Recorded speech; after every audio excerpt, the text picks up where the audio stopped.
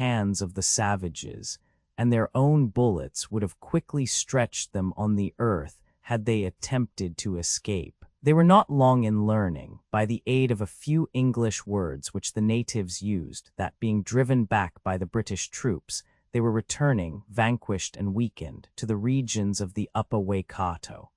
Their chief, after an obstinate resistance in which he lost his principal warriors, was now on his way to rouse again the river tribes. He was called Kai Kumu, a terrible name, which signified in the native language, "he who eats the limbs of his enemy." He was brave and bold, but his cruelty equaled his bravery. No pity could be expected from him. His name was well known to the English soldiers, and a price had been set upon his head by the governor of New Zealand. This terrible catastrophe had come upon Glenarvan just as he was about reaching the long-desired harbor of Auckland, whence he would have returned to his native country. Yet, looking at his calm and passionless countenance, you could not have divined the depth of his anguish, for in his present critical situation he did not betray the extent of his misfortunes. He felt that he ought to set an example of fortitude to his wife and his companions, as being the husband and chief. Moreover, he was ready to die first for the common safety, if circumstances should require it. Chiefs, civilized and uncivilized, his companions were worthy of him. They shared his noble thoughts, and their calm and haughty appearance would scarcely have intimated that they were being carried away to captivity and suffering. By common consent, at Glenarvan's suggestion, they had resolved to feign a proud indifference in the presence of the savages. It was the only way of influencing those fierce natures. A boat might have been seen ascending the Waikato. It was a canoe 70 feet long and 5 broad. Since leaving the encampment, the natives, taciturn like all savages, had scarcely spoken to each other. However, from a few words exchanged, Glenarvan perceived that they were acquainted with the English language. He therefore resolved to question the chief in regard to the fate that was in store for them. Addressing Kai Kumu, he said in a fearless tone, "Where are you taking us, chief?" Kai Kumu gazed at him coldly without answering. "Say, what do you expect to do with us?" continued Glenarvan. The chief's eyes blazed with a sudden light, and in a stern voice he replied, "To exchange you if your friends will ransom you, to kill you if they refuse." Glenarvan asked no more, but hope returned to his heart. Doubtless, some chiefs of the Maori tribe had fallen into the hands of the English, and the natives would attempt to recover them by way of exchange. Their situation, therefore, was not one for despair. Meantime, the canoe rapidly ascended the river. Paganel, whose changeable disposition carried him from one extreme to another, had regained his hopefulness. He believed that the Maoris were sparing them the fatigue of their journey to the English settlements, and that they were certain to arrive at their destination. He was, therefore, quite resigned to his lot, and traced on his map the course of the Waikato across the plains and valleys of the province. Lady Helena and Mary Grant, suppressing their terror, conversed in low tones with Glenarvan, and the most skillful physiognomist could not have detected on their faces the anxiety of their hearts. The Waikato River is worshipped by the natives, as Paganel knew, and English and German naturalists have never ascended beyond its junction with the Waipa. Whither did Kai Kumu intend to take his captives? The geographer could not have guessed if the word topo, frequently repeated, had not attracted his attention. By consulting his map, he saw that this name was applied to a celebrated lake in the most mountainous part of the island, and that from it the Waikato flows. Paganel, addressing Captain Mangles in French so as not to be understood by the savages, asked him how fast the canoe was going. The captain thought about 3 miles an hour. Then, replied the geographer, "If we do not travel during the night, our voyage to the lake will last about 4 days. "But whereabouts are the English garrisons?" asked Glenarvan. "It is difficult to say," replied Paganel. "At all events, the war must have reached the province of Taranaki, and probably the troops are collected beyond the mountains, on the side of the lake where the habitations of the savages are concentrated." God grant it, said Lady Helena. Glenarvan cast a sorrowful glance at his young wife and Mary Grant, exposed to the mercy of these fierce natives and captives in a wild country, far from all human assistance. But he saw that he was watched by Kai Koumou, and, not wishing to show that one of the captives was his wife, he prudently kept his thoughts to himself and gazed at the banks of the river with apparent indifference. Accessions and progress. The sun was just sinking below the horizon as the canoe ran upon a bank of pumice stones, which the Waikato carries with it from its source in the volcanic mountains. Several trees grew here, as if designed to shelter an encampment. Kai Koumou landed his prisoners. The men had their hands tied. The ladies were free. All were placed in the center of the encampment, around which large fires formed an impassable barrier. Before Kai Koumou had informed his captives of his intention to exchange them, Glenarvan and Captain Mangles had discussed various methods of recovering their liberty. What they could not venture in the boat they hoped to attempt on land, at the hour for encamping, under cover of the night. But since Glenarvan's conversation with the chief, it seemed wise to abandon this design. They must be patient. It was the most prudent plan. The exchange offered chances that neither an open attack nor a flight across these unknown regions could afford. Many circumstances might indeed arise that would delay and even prevent such a transaction, but still it was better to await the result. What, moreover, could 10 defenseless men do against 30 well-armed savages? Besides, Glenarvan thought it likely that Kai Koumou's tribe had lost some chief of high rank whom they were particularly anxious to recover, and he was not mistaken. The next day the canoe ascended the river with increased swiftness. It stopped for a moment at the junction of a small river which wound across the plains on the right bank. Here another canoe with 10 natives on board joined Kai Koumou. The warriors merely exchanged salutations and then continued their course. The newcomers had recently fought against the English troops, as could be seen by their tattered garments, their gory weapons, and the wounds that still bled beneath their rags. They were gloomy and taciturn, and with the indifference common to all savage races, paid no attention to the captives. Towards evening, Kai Koumou landed at the foot of the mountains, whose nearer ridges reached precipitously to the river bank. Here 20 natives, who had disembarked from their canoes, were making preparations for the night.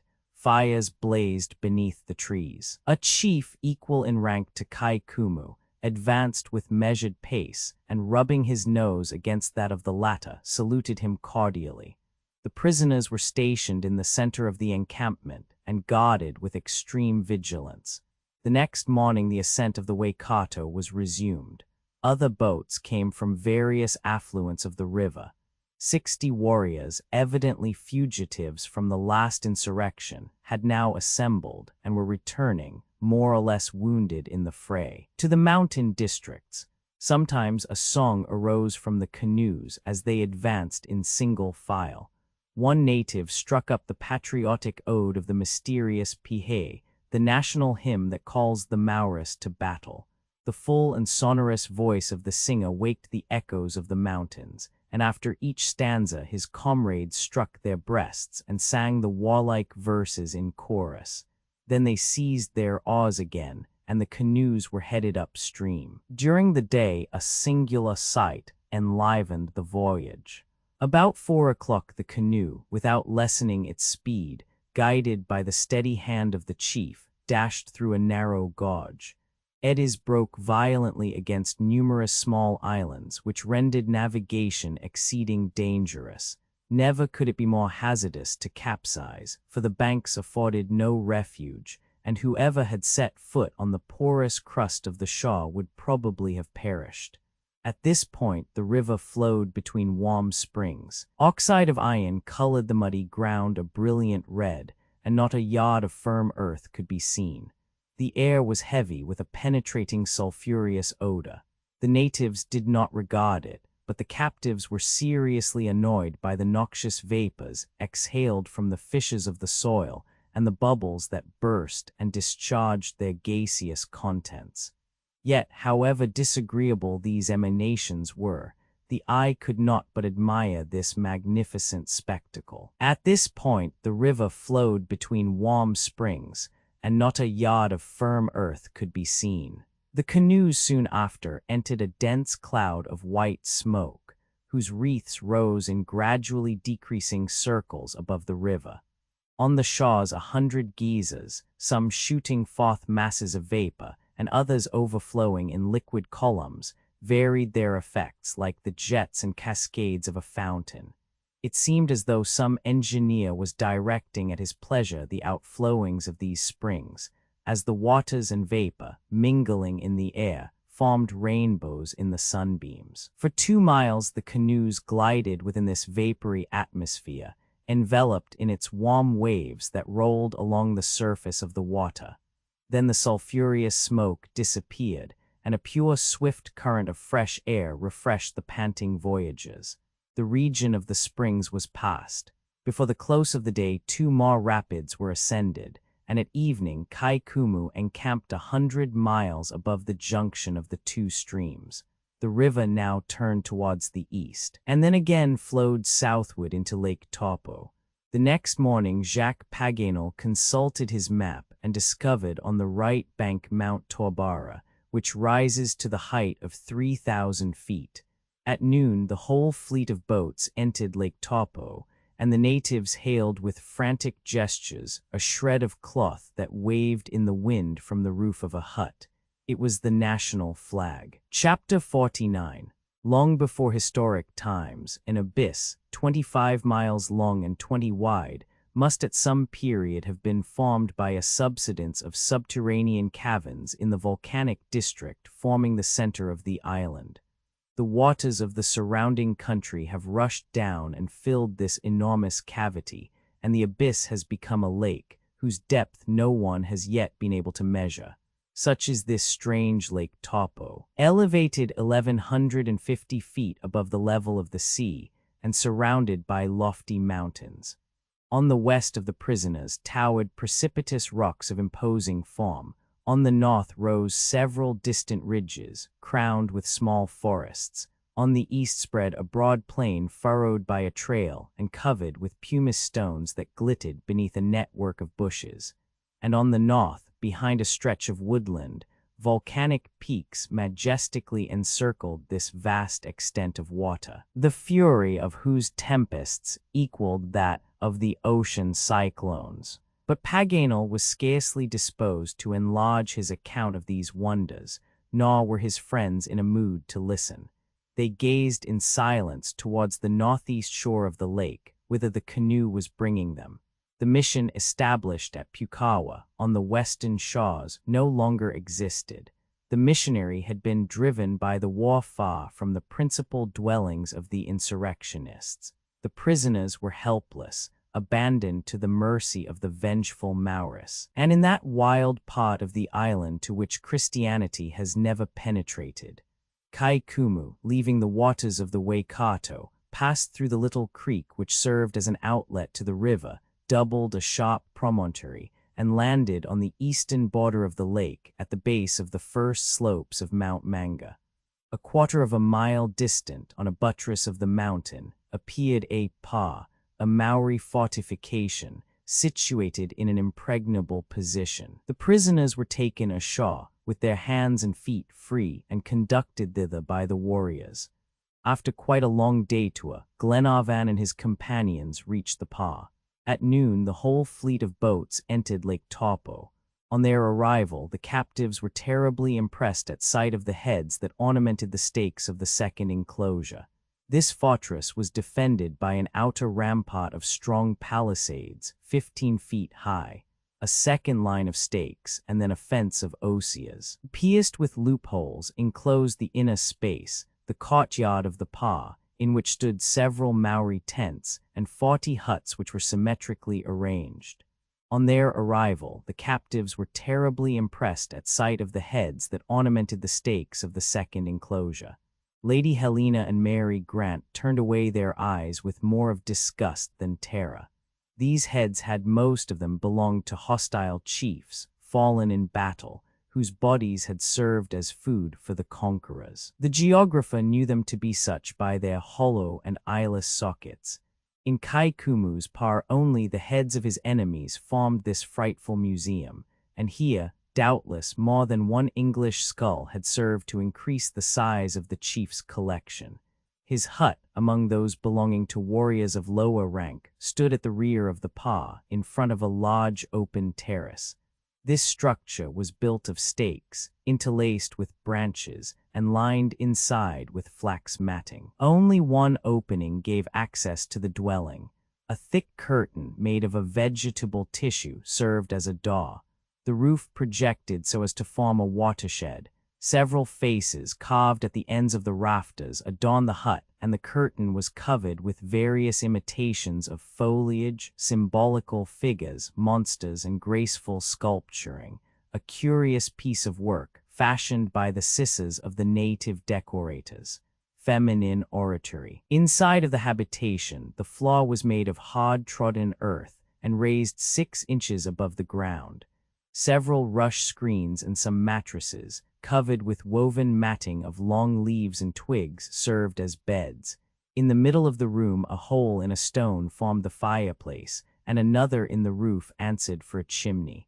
The smoke, when it became sufficiently thick, perforce escaped at this outlet, but it of course blackened the walls of the house. On one side of the hut were storehouses, containing the chief's provisions, his harvest of flax, potatoes, and edible ferns, and the ovens where the various articles of food were cooked by contact with heated stones.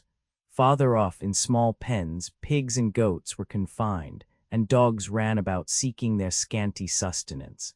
They were rather poorly kept, for animals that formed the Maori daily food.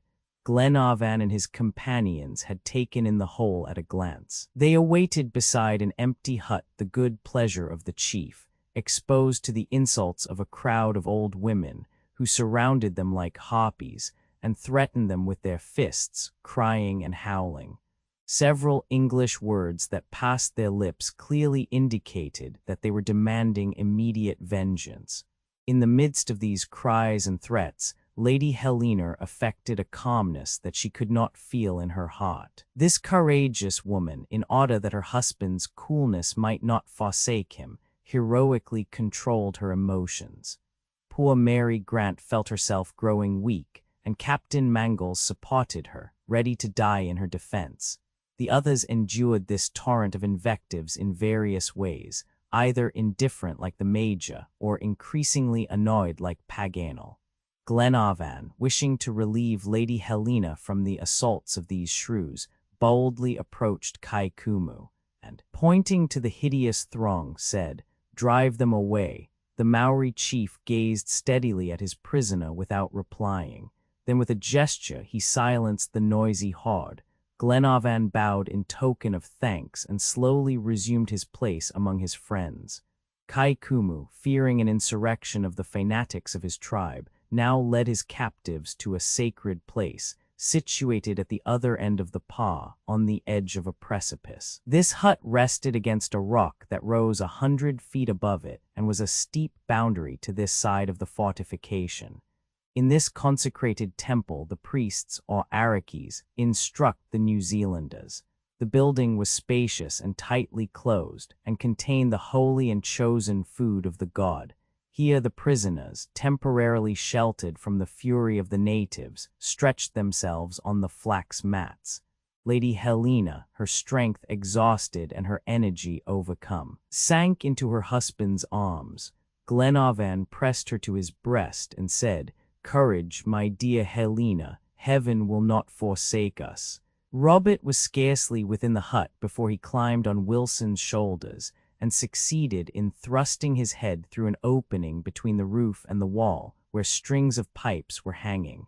From this point his view commanded the whole extent of the pa, as far as Kai-Koumou's hut. "They have gathered around the chief," said he in a low voice. "They are waving their arms and howling. Kai-Koumou is going to speak."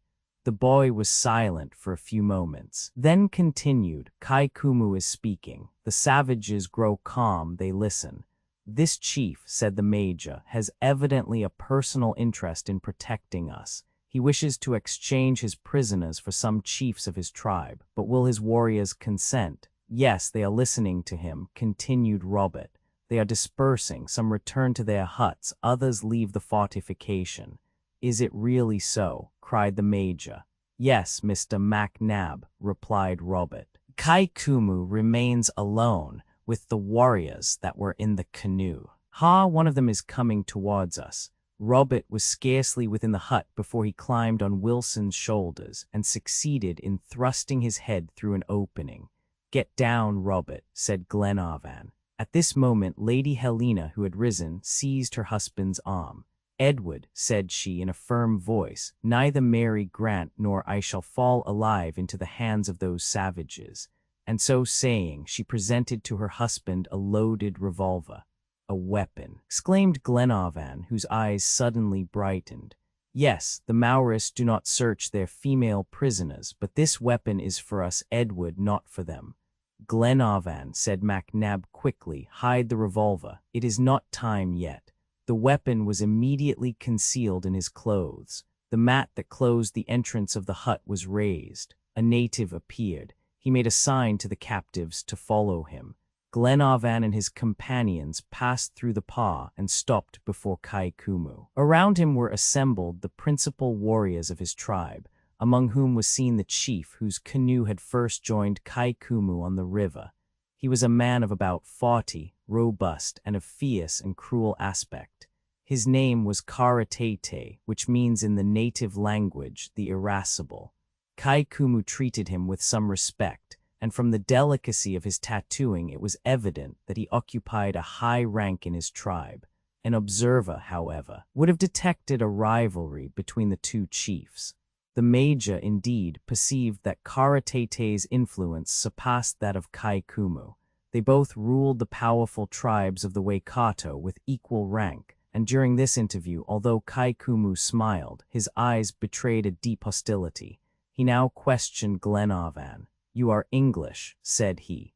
Yes, replied Glenarvan without hesitation, for this nationality would probably facilitate an exchange. The rate of barter, and your companions? Asked Kai Kumu. My companions are also English. We are shipwrecked travelers, and if you care to know, we have taken no part in the war. No matter, replied Karatete brutally. Every Englishman is our enemy. Your people have invaded our island. They have stolen away our fields. They have burned our villages. They have done wrong, said Glenarvan in a grave tone. I say so because I think so, and not because I am in your power. Listen, continued Kai Kumu. Tohonga, the high priest of Naui Atwa, has fallen into the hands of your brothers. He is prisoner of the Paikas, Europeans. Our God commands us to ransom his life. I would have torn out your heart. I would have hung your companions' heads and yours forever to the stakes of this palisade. But Naui Atwa has spoken. So saying, Kai Kumu, who had hitherto controlled himself, trembled with rage, and his countenance was flushed with a fierce exultation. Then, after a few moments, he resumed more coolly, Do you think the English will give us our Tohonga in exchange for you? Glenarvan hesitated and watched the Maori chief very attentively. I do not know, said he after a moment's silence. Speak, continued Kai Kumu. Is your life worth that of our Tohonga? No, answered Glenarvan. I am neither a chief nor a priest among my people. Paganel was astounded at this reply and gazed at Glenarvan in profound wonder. Kai Kumu seemed equally surprised. Then you doubt it, said he. I do not know, repeated Glenarvan. Will not your people accept you in exchange for our Tohonga? Not me alone, replied Glenarvan, but perhaps all of us.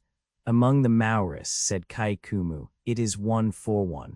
Offer these ladies first in exchange for your priest, answered Glenarvan, pointing to Lady Helena and Mary Grant. Lady Helena would have rushed towards her husband, but the major restrained her. These two ladies, continued Glenarvan, turning respectfully towards them, hold a high rank in their country. The warrior glanced coldly at his prisoner.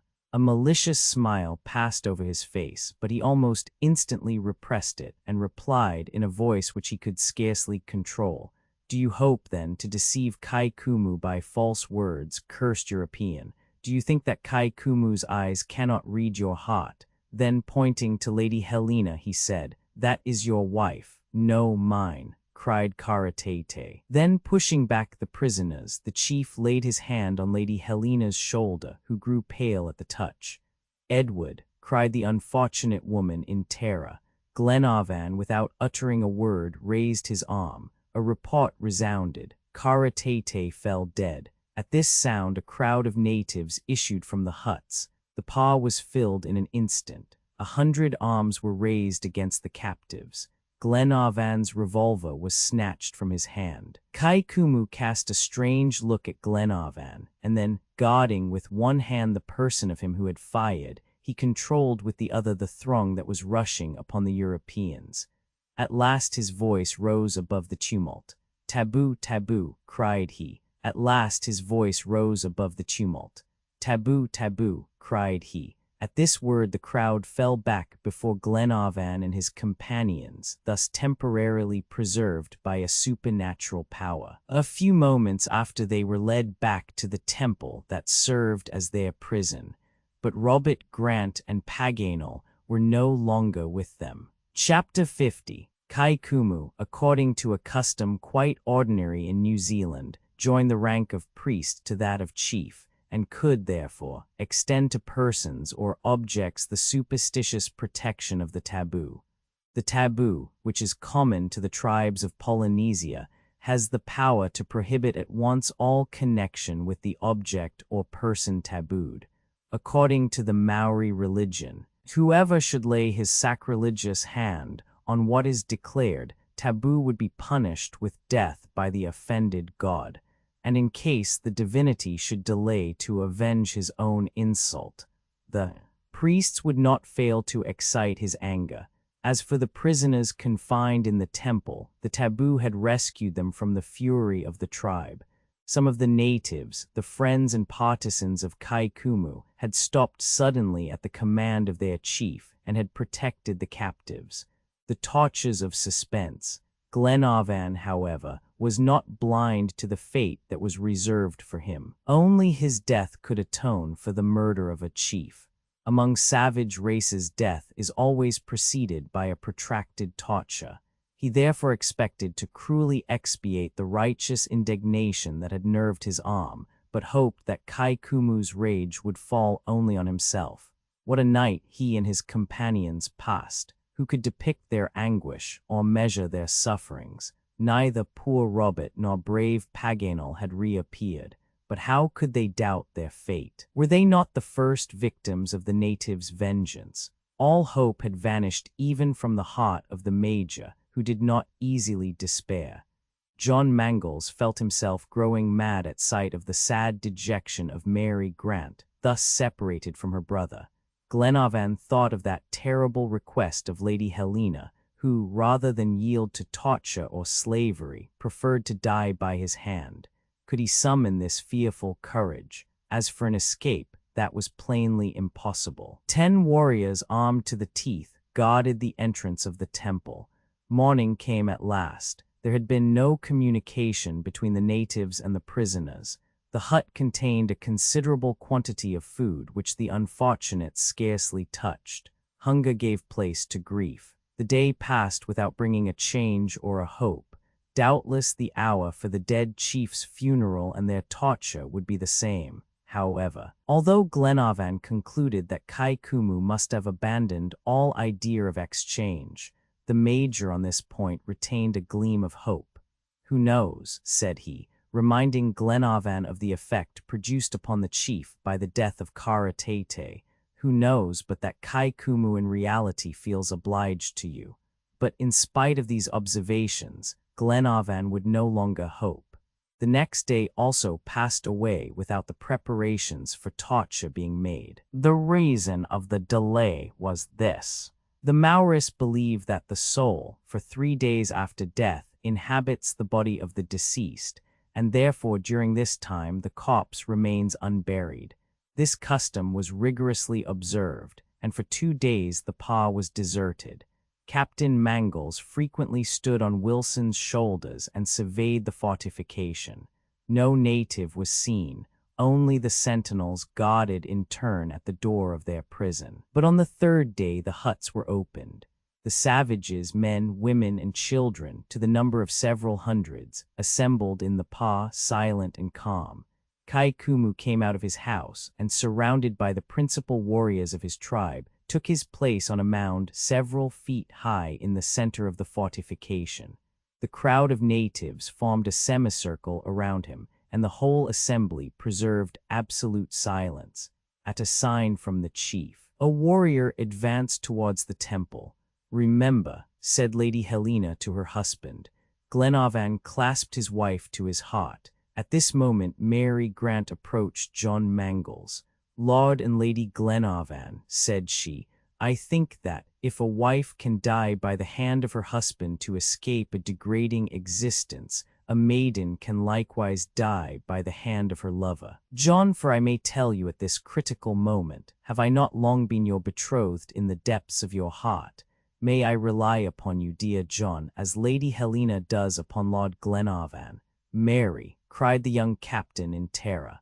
"Ah, dear Mary," he could not finish. The mat was raised, and the captives were dragged towards Kai Kumu. The 2 women were resigned to their fate, while the men concealed their anguish beneath a calmness that showed superhuman self-control. They came before the chief, who did not delay sentence. "You killed Karatete," said he to Glenarvan. "I did, the beginning of the end. You shall die tomorrow at sunrise."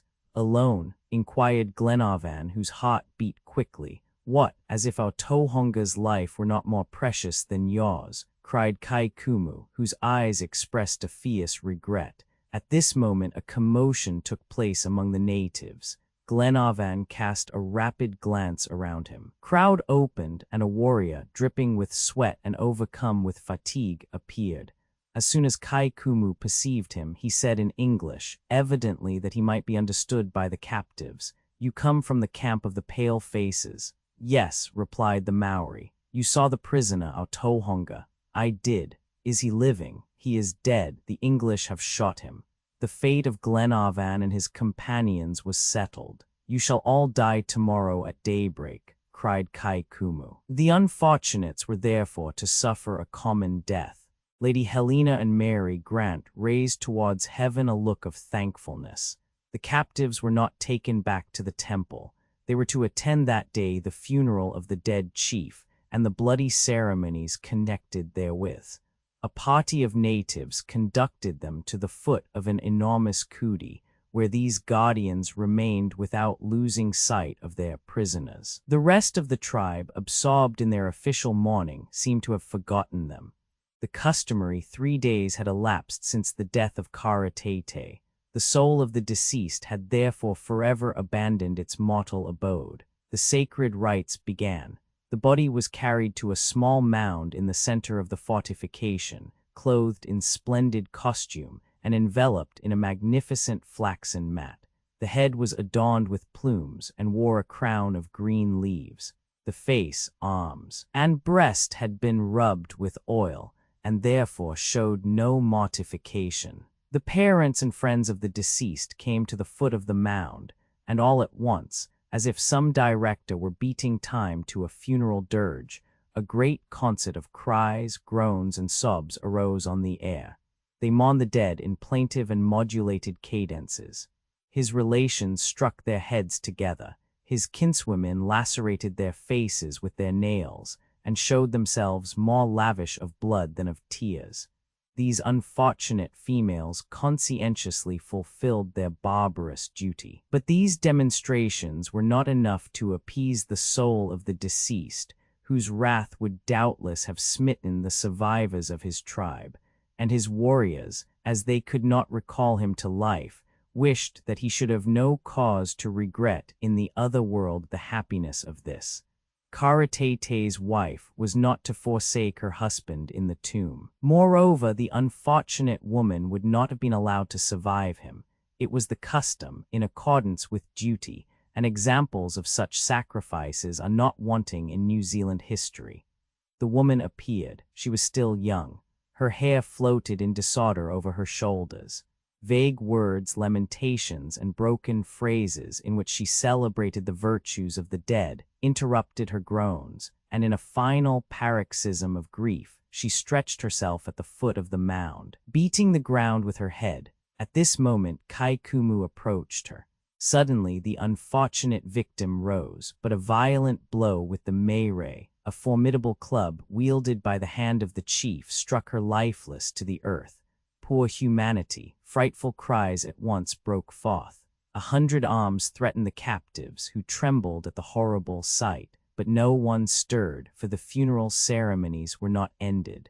Karatete's wife had joined her husband in the other world. Both bodies lay side by side. But for the eternal life, his faithful spouse could not alone suffice the deceased, who would serve them in presence of Naui Atwa if their slaves did not follow them. 6 unfortunates were brought before the corpse of their master and mistress. They were servants whom the pitiless laws of war had reduced to slavery. During the life of the chief, they had undergone the severest privations, suffered 1,000 abuses, had been scantily fed, and compelled constantly to labor like beasts. And now, according to the Maori belief, they were to continue their existence of servitude for eternity. They appeared to be resigned to their fate, and were not astonished at a sacrifice they had long anticipated. Their freedom from all bonds showed that they would meet death unresistingly. Moreover, this death was rapid, protracted sufferings were spared them. These were reserved for the captives who stood trembling not 20 paces distant. 6 blows of the meirei, given by 6 stalwart warriors, stretched the victims on the ground in a pool of blood. It was the signal for a terrible scene of cannibalism, which followed in all its horrible details. Glenarvan and his companions, breathless with fright, strove to hide this awful scene from the eyes of the 2 unhappy ladies. They now understood what awaited them at sunrise the next day, and what cruel tortures would doubtless precede such a death. They were dumb with horror. The funeral dance now began. Strong spirits, extracted from an indigenous plant, maddened the savages till they seemed no longer human. Would they not forget the taboo of the chief, and throw themselves in their final outbreaks upon the prisoners who trembled at their frenzy? A terrible scene of cannibalism, which followed in all its horrible details.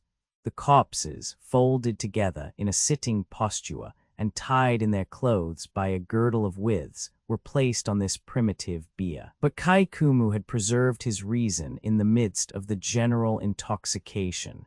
He allowed this bloody orgy an hour to reach its utmost intensity. The last act of the funeral was played with the usual rites.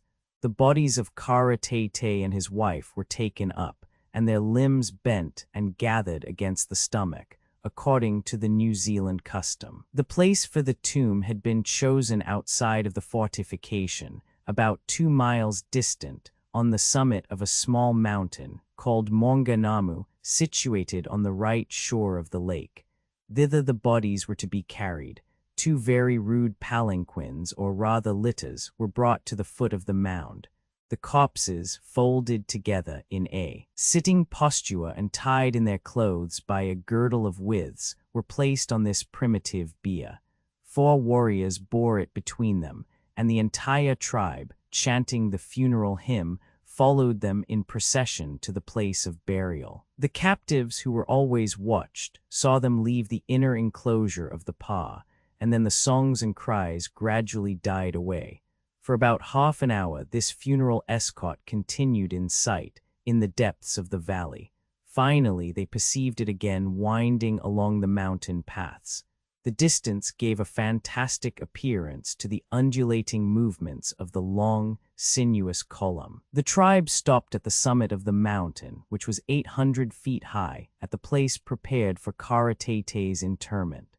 A common Maori would have had only a hole and a heap of stones for a grave, but for a powerful and dreaded chief, destined doubtless for speedy deification, a tomb worthy of his exploits was reserved. The last night, the sepulchre had been surrounded by palisades, while stakes, ornamented with faces reddened with ochre, stood beside the grave where the bodies were to lie. The relatives had not forgotten that the Wadwa, the spirit of the dead, feeds on substantial nourishment like the body during this perishable life. Food had therefore been deposited in the enclosure, together with the weapons and clothes of the deceased. Nothing was wanting for the comfort of the tomb. Husband and wife were laid side by side, and then covered with earth and grass after a series of renewed lamentations. Then the procession silently descended the mountain, and now no one could ascend it under penalty of death, for it was tabooed. Chapter 51. Just as the sun was disappearing behind Lake Taupo, the captives were led back to their prison. They were not to leave it again until the summit of the Wahiti Mountains should kindle with the first beams of the day.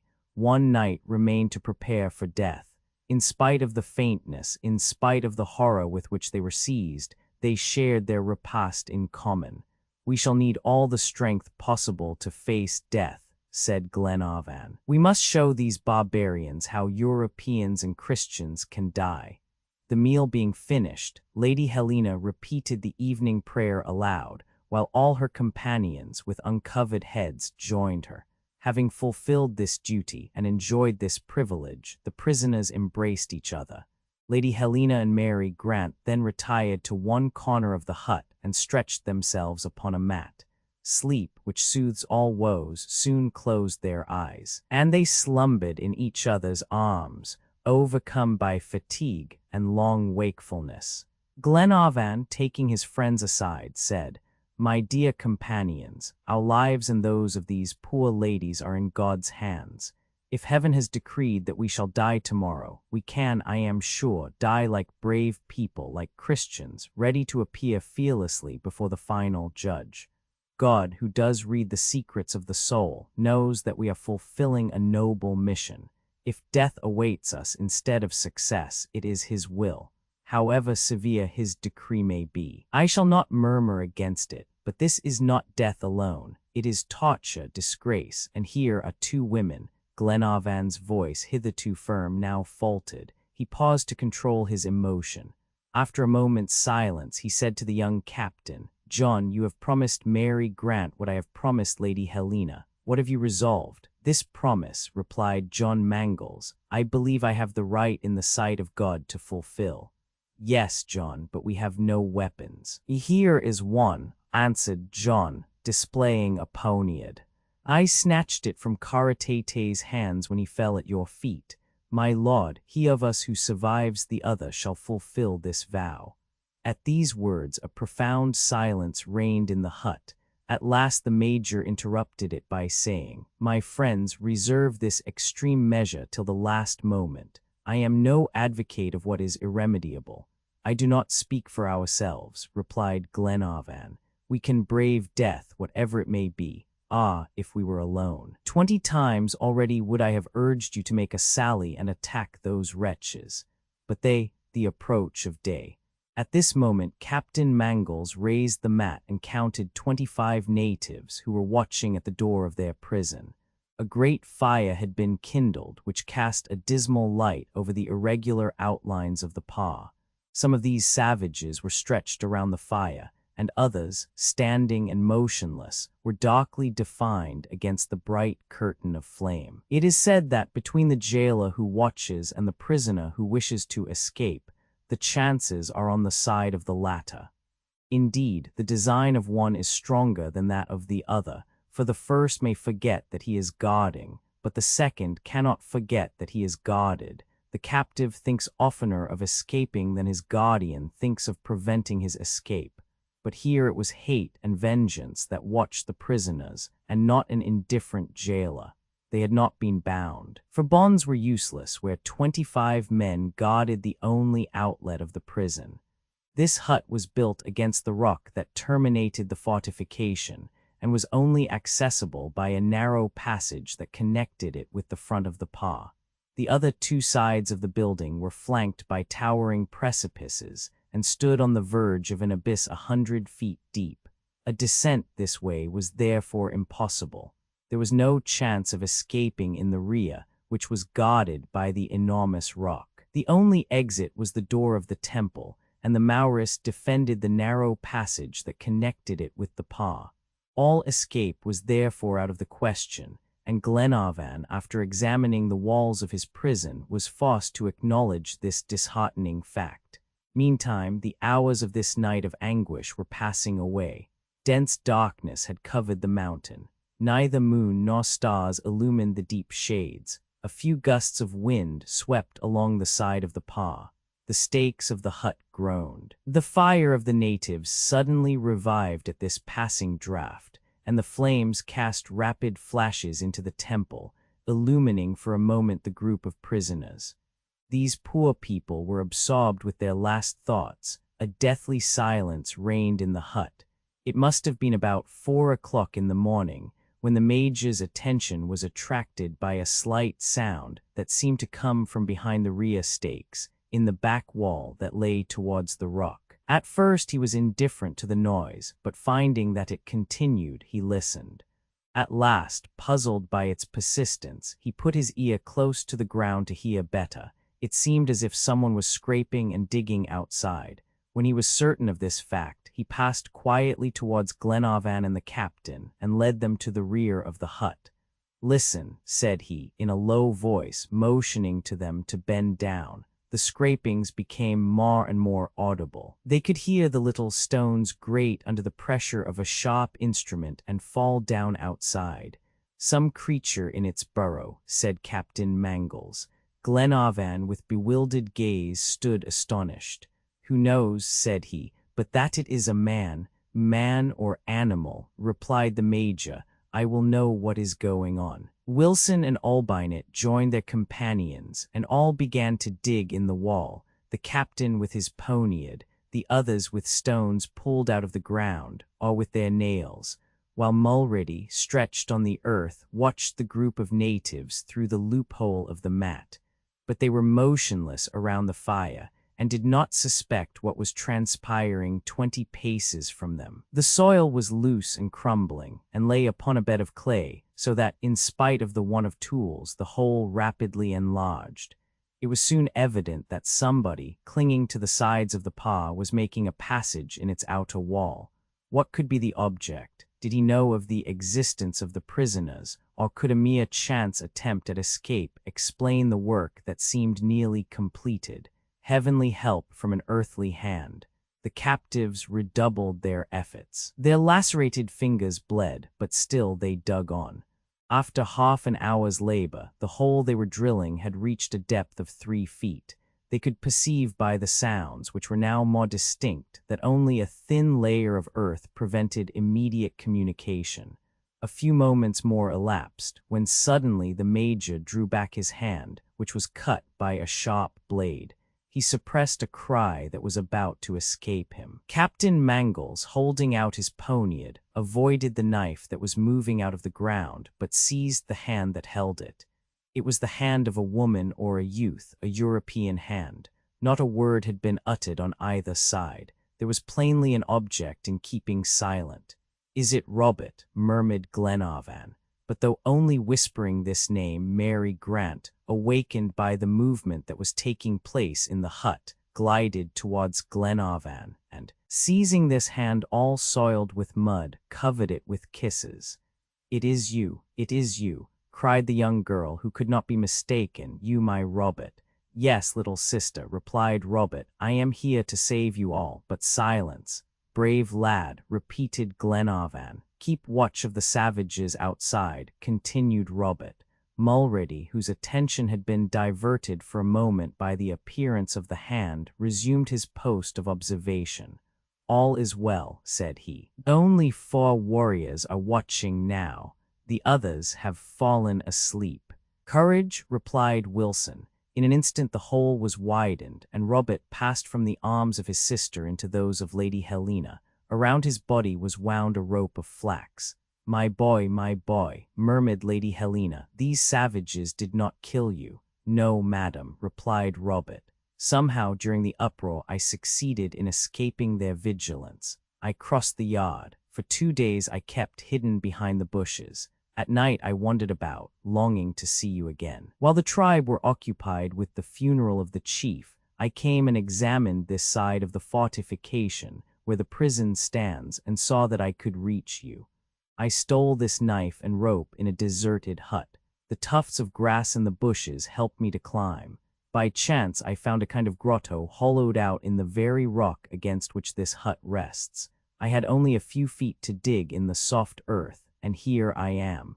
20 silent kisses were his only answer. Let us start, said he, in a decided tone. Is Paganel below? Inquired Glenarvan. Mr. Paganel, repeated the boy, surprised apparently at the question. Yes, is he waiting for us? No, my lord. What, is he not here? He is not, Robert, replied Mary Grant. What, have you not seen him? Exclaimed Glenarvan. Did you not meet each other in the confusion? Did you not escape together? No, my lord, answered Robert, at a loss to understand the disappearance of his friend Paganel. Let us start, said the major. There is not a moment to lose. Wherever Paganel may be, his situation cannot be worse than ours here. Let us go. Indeed, the moments were precious. It was high time to start. The escape presented no great difficulties, but for the almost perpendicular wall of rock outside of the grotto, 20 feet high. The declivity then sloped quite gently to the base of the mountain, from which point the captives could quickly gain the lower valleys, while the Maoris, if they chanced to discover their flight, would be forced to make a very long detour, since they were not aware of the passage that had been dug in the mountain. First her husband and then she slid down the rope to the point where the perpendicular wall met the summit of the slope.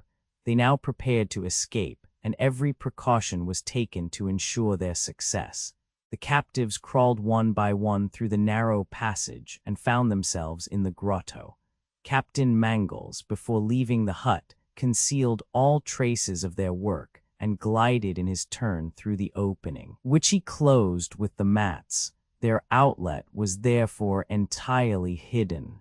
The object now was to descend the perpendicular wall of rock, which would have been impossible if Robert had not brought the flax rope. It was unwound, fastened to a point of rock and thrown over the declivity. Before allowing his friends to trust their weight to these flaxen fibers, Captain Mangles tested them. They seemed to be quite strong, but it would not answer to venture rashly, for a fall might be fatal. This rope, said he, can only bear the weight of 2 bodies, and we must therefore act accordingly. Let Lord and Lady Glenarvan slide down first. When they have reached the bottom, 3 shakes at the rope will be the signal to follow them. I will go first, replied Robert. I have discovered at the base of the slope a sort of deep excavation where those who descend first can wait for the others in safety. Go then, my boy, said Glenarvan, clasping the boy's hand. Robert disappeared through the opening of the grotto. A moment after, 3 shakes of the rope informed them that he had accomplished his descent successfully. Glenarvan and Lady Helena now ventured out of the grotto. The darkness below was still profound, but the gray light of dawn was already tinging the top of the mountain. The keen cold of the morning reanimated the young wife. She felt stronger and commenced her perilous escape. A precipitate descent. First her husband and then she slid down the rope to the point where the perpendicular wall met the summit of the slope. Then Glenarvan, going before his wife and assisting her, began to descend the declivity of the mountain backwards. He sought for tufts of grass and bushes that offered a point of support, and tried them before placing Lady Helena's feet upon them. Several birds, suddenly awakened, flew away with shrill cries, and the fugitives shuddered when a large stone rolled noisily to the base of the mountain. They had accomplished half the distance when a voice was heard at the opening of the grotto. "Stop," whispered Captain Mangles. Glenarvan, clinging with one hand to a tuft of grass and holding his wife with the other, waited, scarcely breathing. Wilson had taken alarm. Hearing some noise outside, he had returned to the hut and, raising the mat, watched the Maurus. At a sign from him, the captain had stopped Glenarvan. In truth, one of the warriors, startled by some unaccustomed sound, had risen and approached the prison. Standing 2 paces from the hut, he listened with lowered head. He remained in this attitude for a moment that seemed an hour, with ear intent and eye on the alert. Then, shaking his head as a man who is mistaken, he returned to his companions, took an armful of dead wood and threw it on the half-extinct fire whose flames revived.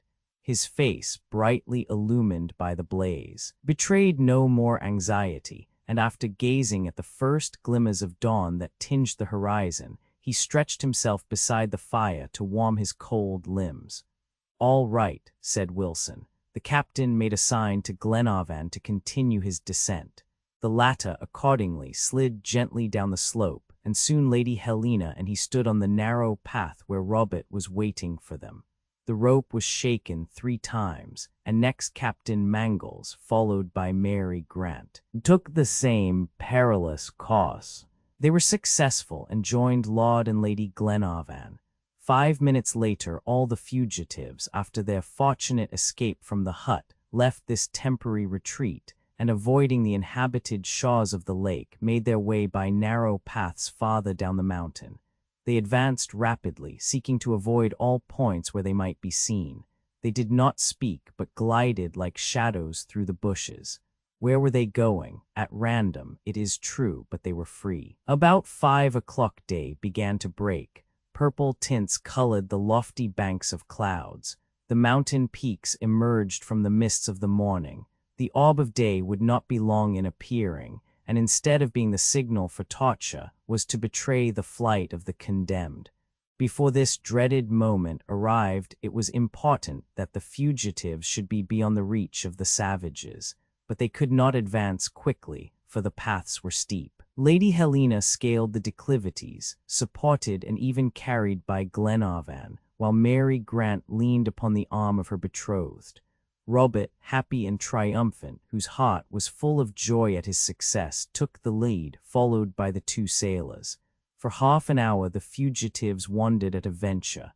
Paganel was not there to guide them. Paganel, the object of their fears, whose absence cast a dark shadow over their happiness. However, they proceeded towards the east as well as possible, in the face of a magnificent dawn. They had soon reached an elevation of 500 feet above Lake Taupo, and the morning air at this altitude was keen and cold. Hills and mountains rose one above another in indistinct outlines, but Glenarvan only wished to conceal himself and his companions. Afterwards they would see about issuing from this winding labyrinth.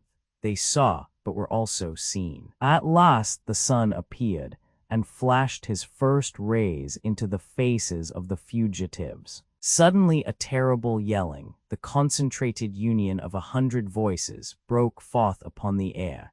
It rose from the paw, whose exact position Glenarvan did not now know. Moreover, a thick curtain of mist stretched at their feet and prevented them from distinguishing the valleys below. But the fugitives could not doubt that their escape had been discovered. Could they elude the pursuit of the natives? Had they been perceived, would their tracks betray them? At this moment the lower strata of vapor rose, enveloping them for an instant in a moist cloud, and they discerned, 300 feet below them, the frantic crowd of savages. They saw but were also seen. Renewed yells resounded, mingled with barks, and the whole tribe, after vainly endeavoring to climb the rock, rushed out of the enclosure and hastened by the shortest paths in pursuit of the prisoners, who fled in terror from their vengeance. Chapter 52. The summit of the mountain was 100 feet higher. It was important for the fugitives to reach it, that they might conceal themselves from the sight of the Maurus on the opposite slope. They hoped that some practicable ridge would then enable them to gain the neighboring peaks. The ascent was, therefore, hastened, as the threatening cries came nearer and nearer. The pursuers had reached the foot of the mountain. "Courage, courage, my friends," cried Glenarvan, urging his companions with word and gesture. A scene of enchantment. In less than 5 minutes, they reached the top of the mountain. Here they turned around to consider their situation and take some route by which they might evade the Maoris. From this height, the prospect commanded Lake Taupo, which extended towards the west in its picturesque frame of hills. To the north rose the peaks of Paengia, to the south the flaming crater of Tongariro. But towards the east the view was limited by a barrier of peaks and ridges. Glenarvan cast an anxious glance around him. The mist had dissolved under the rays of the sun, and his eye could clearly distinguish the least depressions of the earth. No movement of the Maoris could escape his sight. The natives were not 500 feet distant when they reached the plateau upon which the solitary peak rested. Glenarvan could not, for ever so short a time, delay longer. At all hazards they must fly, at the risk of being hemmed in on all sides. "Let us go down," cried he, "before our only way of escape is blocked up." But just as the ladies rose by a final effort, MacNab stopped them and said, "It is useless, Glenarvan. Look." And all saw indeed that an inexplicable change had taken place in the movements of the Maoris.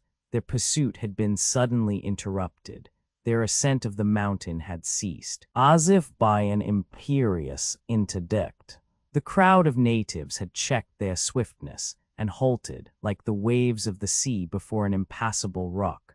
All the savages, thirsting for blood, were now ranged along the foot of the mountain, yelling, gesticulating, and brandishing guns and hatchets, but they did not advance a single foot. Their dogs, like themselves, as though chained to earth, howled with rage. What was the difficulty? What invisible power restrained the natives? The fugitives gazed without comprehending, fearing that the charm that enchained Kaikumu's tribe would dissolve. Suddenly, Captain Mangles uttered a cry that caused his companions to turn. He pointed to a little fortress at the summit of the peak. "The tomb of the chief Karatete," cried Robert. "Are you in earnest?" asked Glenarvan. "Yes, my lord, it is the tomb. I recognize it." Robert was right. 50 feet above, at the extreme point of the mountain, stood a small palisaded enclosure of freshly painted stakes. Glenarvan likewise recognized the sepulchre of the Maori chief. In their wanderings they had come to the top of the Maunganamu, where Karatete had been buried. Followed by his companions, he climbed the sides of the peak to the very foot of the tomb. A large opening covered with mats formed the entrance. Glenarvan was about to enter when all at once he started back suddenly. "A savage," said he. "A savage in this tomb?" inquired the Major. "Yes, MacNab. What matter? Let us enter." Glenarvan, the Major, Robert, and Captain Mangles passed into the enclosure. A Maori was there, clad in a great flax mantle. The darkness of the sepulchre did not permit them to distinguish his features. He appeared very calm and was eating his breakfast with the most perfect indifference. Glenarvan was about to address him when the native, anticipating him, said in an amiable tone and in excellent English, "Be seated, my dear lord. Breakfast is awaiting you." It was Paganel. At his voice all rushed into the tomb and gazed with wonder at the worthy geographer. Paganel was found. The common safety was represented in him. They were going to question him. They wished to know how and why he was on the top of the mountain, but Glenarvan checked this unseasonable curiosity. "Be seated, my dear lord. Breakfast is awaiting you." "The savages," said he. "The savages," replied Paganel, shrugging his shoulders, "are individuals whom I supremely despise. But can they not, they, the imbeciles, come and see them?" Each followed Paganel, who issued from the tomb. The Maoris were in the same place, surrounding the foot of the peak and uttering terrible cries. "Cry and howl till you are tired, miserable creatures," said Paganel. "I defy you to climb this mountain." "And why?" asked Glenarvan. "Because the chief is buried here. This tomb protects us, and the mountain is tabooed." "Tabooed? Yes, my friends. And that is why I took refuge here, as in one of those asylums of the Middle Ages, open to unfortunates. Indeed, the mountain was tabooed, and by this consecration had become inaccessible by the superstitious savages. The safety of the fugitives was not yet certain, but there was a salutary respite, of which they strove to take advantage.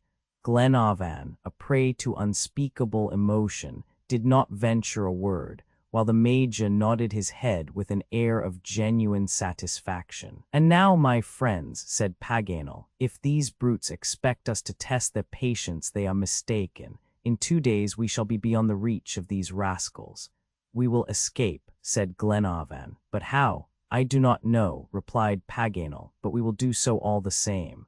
All now wished to hear the geographer's adventures. Strangely enough, in the case of a man loquacious usually, it was necessary to draw, as it were, the words from his mouth. He, who was so fond of telling stories, replied only in an evasive way to the questions of his friends. "Paganel has changed," thought MacNab, the worth of spectacles. Indeed, the countenance of the geographer was no longer the same. He wrapped himself gloomily in his great flaxen mantle, and seemed to shun too inquisitive looks. However, when they were all seated around him at the foot of the tomb, he related his experiences. After the death of Kara-Tete, Paganel had taken advantage, like Robert, of the confusion of the natives, and escaped from the Pa.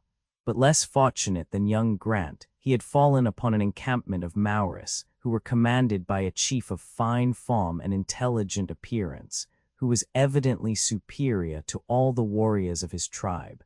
This chief spoke English accurately, and bade him welcome by rubbing his nose against that of the geographer. Paganel wondered whether he should consider himself a prisoner, but seeing that he could not take a step without being graciously accompanied by the chief, he soon knew how matters stood on this point. The chief, whose name was Hi-He, Sunbeam, was not a bad man.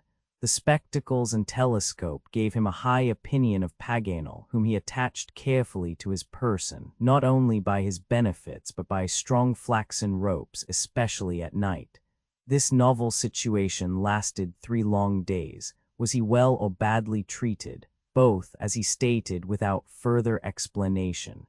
In short, he was a prisoner, and except for the prospect of immediate torture, his condition did not seem more enviable than that of his unfortunate friends. Fortunately, last night he succeeded in biting asunder his ropes and escaping. He had witnessed at a distance the burial of the chief, knew that he had been interred on the summit of Maunganamu Mountain, and that it was tabooed in consequence. He therefore resolved to take refuge there, not wishing to leave the place where his companions were held captives. He succeeded in his undertaking, arrived at Kara-Tete's tomb, and waited in hope that Providence would in some way deliver his friends. Such was Paganel's story. Did he omit designedly any circumstance of his stay among the natives? More than once his embarrassment led them to suspect so. However that might be, he received unanimous congratulations, and as the past was now known, they returned to the present. Their situation was still exceedingly critical.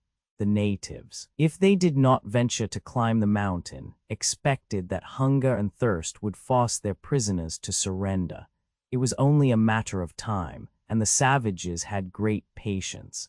Glenarvan did not disregard the difficulties of his position, but waited for the favorable issue which Providence seemed to promise. And first he wished to examine this improvised fortress, not to defend it, for an attack was not to be feared, but that he might find a way of escaping. The Major and the captain, Robert, Paganel, and himself, took the exact bearings of the mountain. They observed the direction of the paths, their branches and declivities. A ridge a mile in length united the Maunganamu to the Wahiti range, and then declined to the plain. Its narrow and winding summit presented the only practicable route in case escape should become possible. If the fugitives could pass this point unperceived under cover of the night, perhaps they might succeed in reaching the deep valleys and outwitting the Maoris. But this course offered more than one danger, as they would have to pass below within gunshot.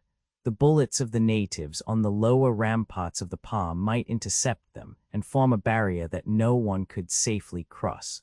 Glenarvan and his friends, as soon as they ventured on the dangerous part of the ridge, were saluted with a volley of shots, but only a few wads, borne by the wind, reached them. They were made of printed paper.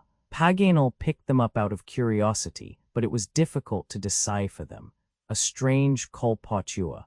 "Why," said he, "do you know, my friends, what these creatures use for wads in their guns?" "No," replied Glenarvan. "Leaves of the Bible. If this is the use they make of the sacred writings, I pity the missionaries. They will have difficulty in founding Maori libraries. And what passage of the scriptures have these natives fired at us?" asked Glenarvan. "The mighty promise of God," replied Captain Mangles, who had also read the paper.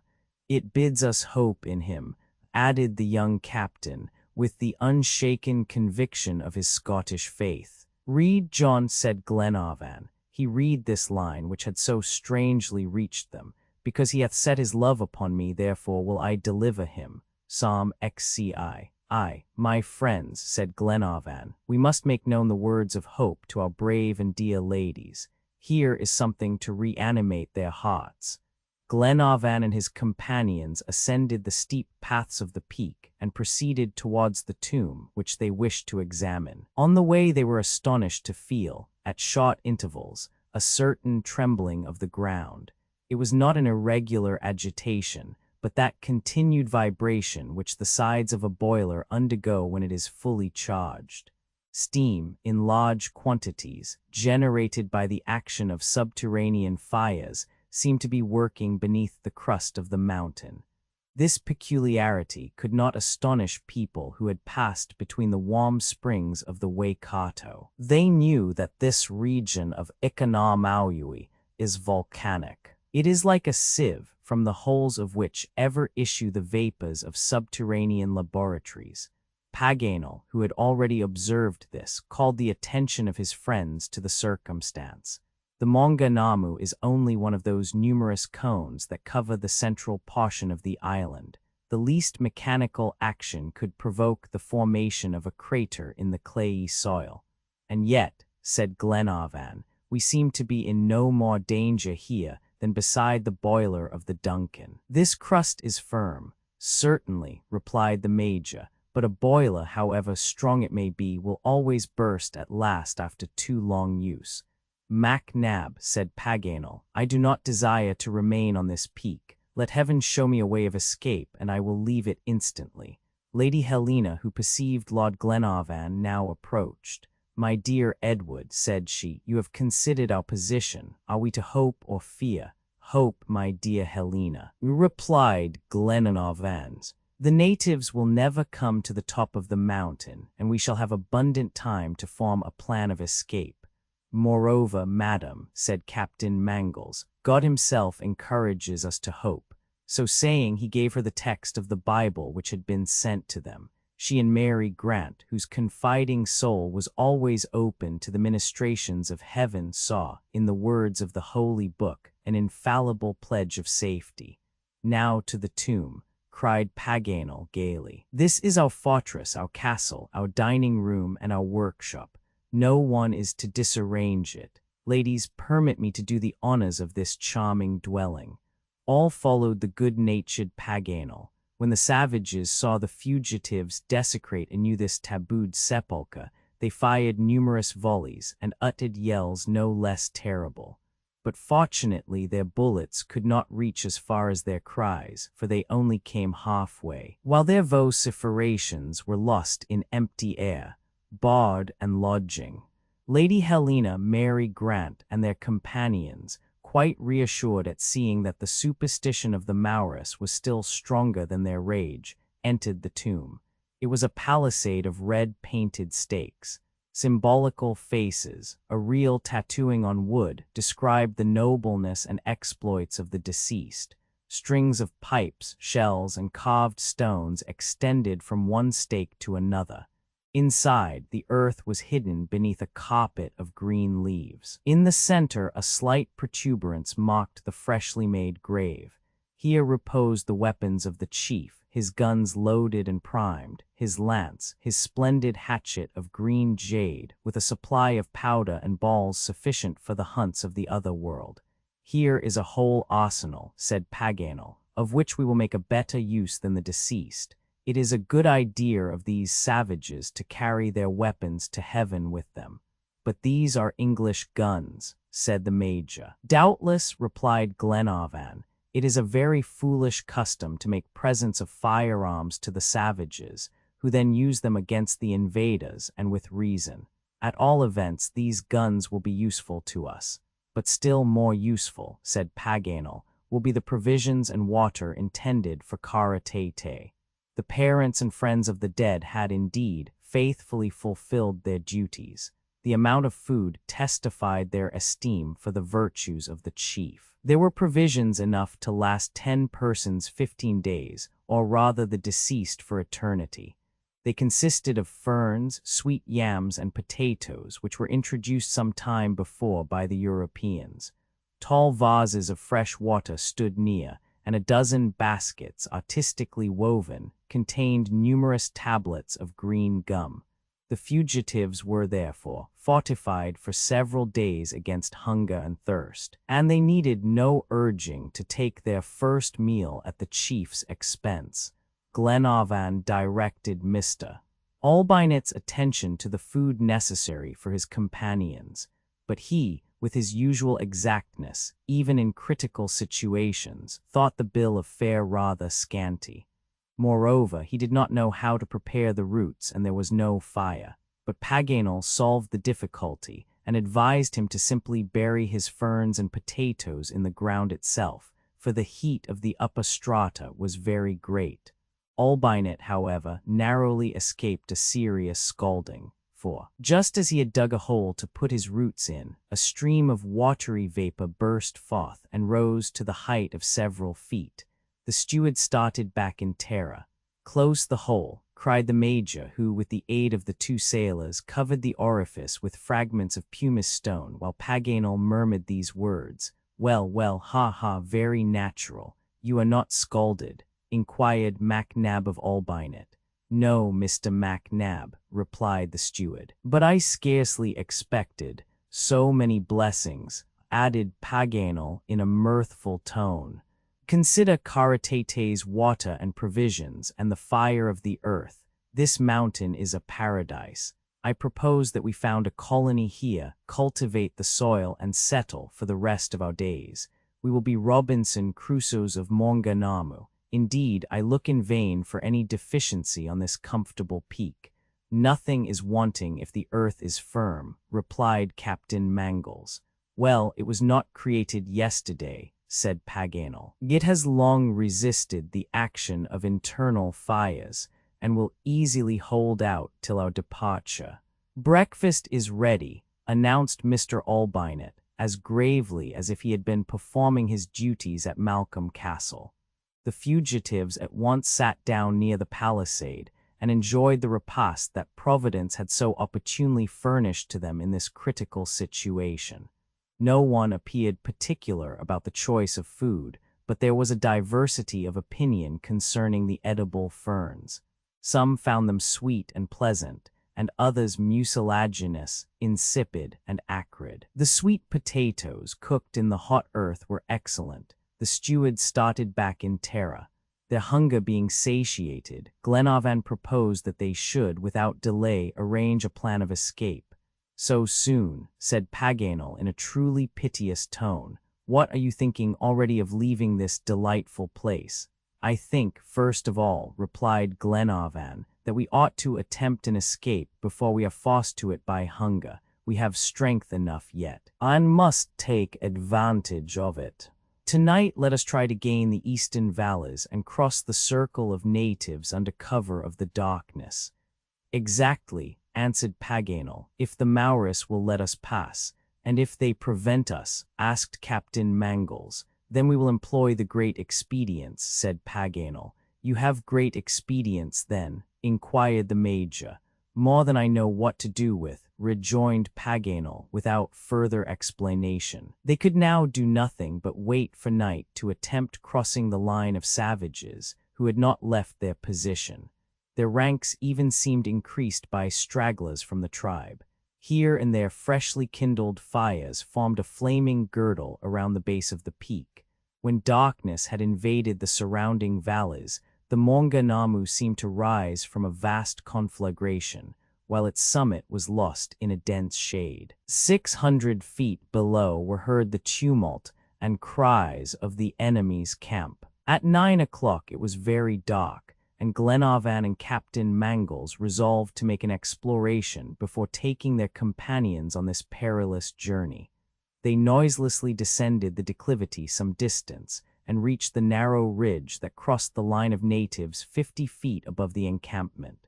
Another sunrise. All went well so far.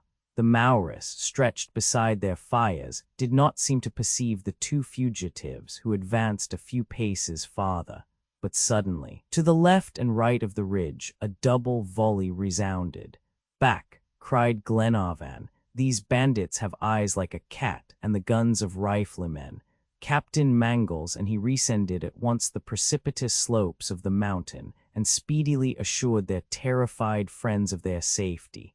Glenarvan's hat had been pierced by 2 bullets. It was, therefore, dangerous to venture on the ridge between these 2 lines of marksmen. "Wait till tomorrow," said Paganel, "and since we cannot deceive the vigilance of these natives, permit me to give them a dose in my own way." The temperature was quite cold. Fortunately, Karatete wore in the tomb his best night robes, warm, flaxen coverings, in which each one wrapped himself without hesitation. And soon the fugitives, protected by the native superstition, slept peacefully in the shelter of the palisades, on the earth that seemed to quake with the internal commotion. Chapter 53. The rising sun awakened with his first raised the sleepers on the Maunganamu. The Maoris for some time had been moving to and fro at the foot of the peak without wandering from their post of observation. Furious cries saluted the appearance of the Europeans as they issued from the desecrated tomb. Each cast a longing glance towards the surrounding mountains, the deep valleys, still veiled in mist, and the surface of Lake Taupo, gently rippling beneath the morning wind. Then all, eager to know Paganel's new project, gathered around him with questioning looks, while the geographer at once satisfied the restless curiosity of his companions. "My friends," said he, "my project has this advantage, that if it does not produce the result that I expect, or even fails, our situation will not be impaired, but it ought to and will succeed." "And this project?" asked the Major. "This is it," replied Paganel. "The superstition of the natives has made this mountain a place of refuge, and this superstition must help us to escape. If I succeed in convincing Kaikumu that we have become the victims of our sacrilege, that the wrath of heaven has fallen upon us, in short, that we have met a terrible death, do you think that he will abandon the mountain and return to his village?" "Probably," said Glenarvan. "And with what horrible death do you threaten us?" inquired Lady Helena. "The death of the sacrilegious, my friends," continued Paganel. "The avenging flames are under our feet. Let us open a way for them." "What, you would make a volcano?" cried Captain Mangles. "Yes, a factitious and improvised one whose fury we will control. There is quite a supply of vapors and subterranean fires that only ask for an outlet. Let us arrange an artificial eruption for our own advantage." "The idea is good," said the Major, "and well conceived." "Paganel, you understand," resumed the geographer, "that we are to feign being consumed by the flames of Pluto, and shall disappear spiritually in the tomb of Karatete, a volcano in miniature, where we shall remain 3, 4, or 5 days, if necessary, till the savages are convinced of our death and abandon the siege. But if they think of making sure of our destruction," said Miss Grant, "and climb the mountain—" "No, my dear Mary," replied Paganel. "They will not do that. The mountain is tabooed, and if it shall itself devour its profaners, the taboo will be still more rigorous." "This plan is really well conceived," remarked Glenarvan. There is only one chance against it, and that is that the savages may persist in remaining at the foot of the mountain till the provisions fail us. But this is scarcely probable, especially if we play our part skillfully. And when shall we make this last venture? Asked Lady Helena. This very evening, answered Paganel, at the hour of the greatest darkness. Agreed, said MacNab. Paganel, you are a man of genius, and although from habit I am scarcely ever enthusiastic, I will answer for your success. Ha, these rascals! We shall perform a little miracle for them that will delay their conversion a good century. May the missionaries pardon us. Paganel's plan was therefore adopted, and really, with the superstitious notions of the Maoris, it might and ought to succeed. It only remained to execute it. The idea was good, but in practice difficult. Might not this volcano consume the audacious ones who should dig the crater? Could they control and direct this eruption when the vapors, flames, and lava should be let loose? Would it not engulf the entire peak in a flood of fire? They were tampering with those phenomena whose absolute control is reserved for forces higher than theirs. Paganel had foreseen these difficulties, but he expected to act prudently and not to venture to extremes. An illusion was enough to deceive the Maoris without the awful reality of a large eruption. How long that day seemed! Each one counted the interminable hours. Everything was prepared for flight. The provisions of the tomb had been divided and made into convenient bundles. Several mats and the firearms which had been found in the tomb of the chief formed light baggage. Of course, these preparations were made within the palisaded enclosure and unknown to the savages. At 6 o'clock the steward served a farewell feast, where and when they should eat in the valleys no one could foretell. Twilight came on. The sun disappeared behind a bank of dense clouds of threatening aspect. A few flashes illumined the horizon, and a distant peal of thunder rumbled along the vault of the sky. Paganel welcomed the storm that came to the aid of his design. At 8 o'clock the summit of the mountain was hidden by a foreboding darkness, while the sky looked terribly black, as if for a background to the flaming outbreak that Paganel was about to inaugurate. The Maoris could no longer see their prisoners. The time for action had come. Rapidity was necessary, and Glenarvan, Paganel, MacNab, Robert, the steward, and the two sailors at once set to work vigorously. The place for the crater was chosen 30 paces from Karatete's tomb. It was important that this structure should be spared by the eruption, for otherwise the taboo would become ineffective. Paganel had observed an enormous block of stone, around which the vapors seemed to pour forth with considerable force. This rocky mass covered a small natural crater in the peak, and only by its weight prevented the escape of the subterranean flames. If they could succeed in overturning it, the smoke and lava would immediately issue through the unobstructed opening. Vulcans at work. The fugitives made themselves levers out of the stakes of the tomb, and with these they vigorously attacked the ponderous mass. Under their united efforts, the rock was not long in moving. They dug a sort of groove for it down the side of the mountain, that it might slide on an inclined plane.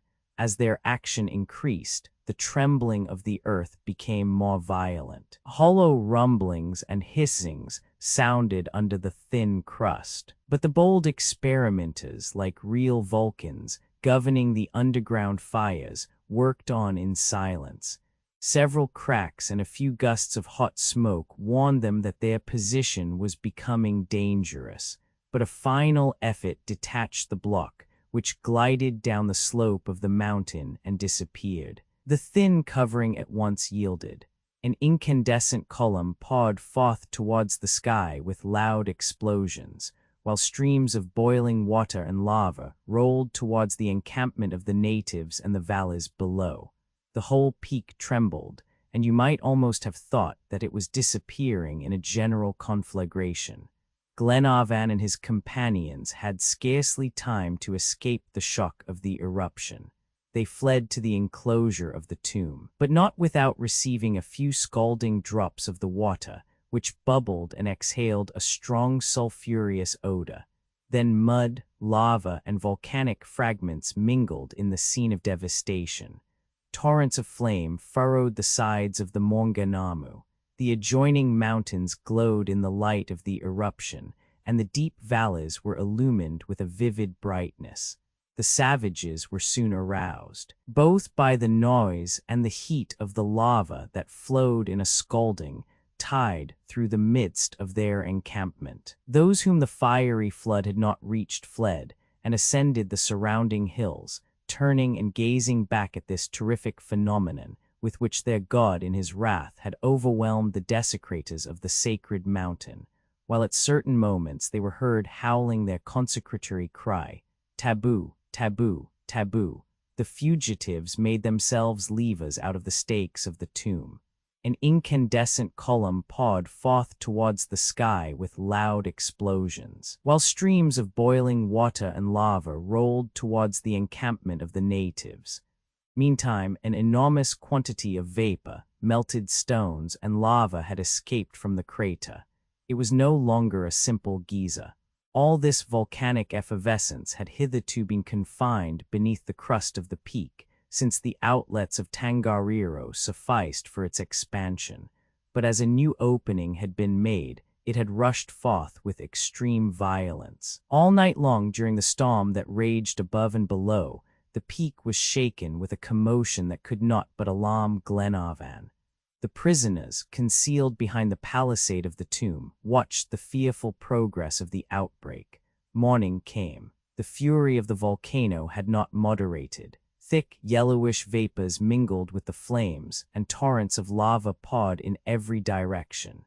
Glenarvan, with eye alert and beating heart, glanced between the interstices of the enclosure, and surveyed the camp of the Maoris. The natives had fled to the neighboring plateaus, beyond the reach of the volcano. Several corpses lying at the foot of the peak had been charred by the fire. Farther on, towards the pa, the lava had consumed a number of huts that were still smoking. The savages, in scattered groups, were gazing at the vapory summit of Maunganamu with religious awe. Kaikumu came into the midst of his warriors, and Glenarvan recognized him. The chief advanced to the base of the peak, on the side spared by the eruption, but did not cross the first slopes. Here, with outstretched arms like a sorcerer exercising, he made a few grimaces, the meaning of which did not escape the prisoners. As Paganel had foreseen, Kaikumu was invoking upon the mountain a more rigorous taboo. Soon after, the natives descended in single file the winding paths that led towards the pa, a weary waiting. "They are going," cried Glenarvan. "They are abandoning their post. God be thanked, our scheme has succeeded. My dear Helena, my brave companions, we are now dead and buried, but this evening we will revive, we will leave our tomb and flee from these barbarous tribes." It would be difficult to describe the joy that reigned within the palisade. Hope had reanimated all hearts. These courageous travelers forgot their past trials, dreaded not the future, and only rejoiced in their present deliverance, although very little reflection would show how difficult was the task of reaching an European settlement from their present position. But if Kaikumu was outwitted, they believed themselves safe from all the savages of New Zealand. A whole day must pass before the decisive attempt could be made, and they employed their time in arranging a plan of escape. Paganel had preserved his map of New Zealand, and could therefore search out the safest routes. After some discussion, the fugitives resolved to proceed eastward towards the Bay of Plenty. This course would lead them through districts that were very rarely visited. The travelers, who were already accustomed to overcoming natural difficulties, only feared meeting the Maoris. They therefore determined to avoid them at all hazards and gain the eastern coast, where the missionaries have founded several establishments. Moreover, this portion of the island had hitherto escaped the ravages of the war and the depredations of the natives. As for the distance that separated Lake Taupo from the Bay of Plenty, it could not be more than 100 miles. 10 days would suffice for the journey.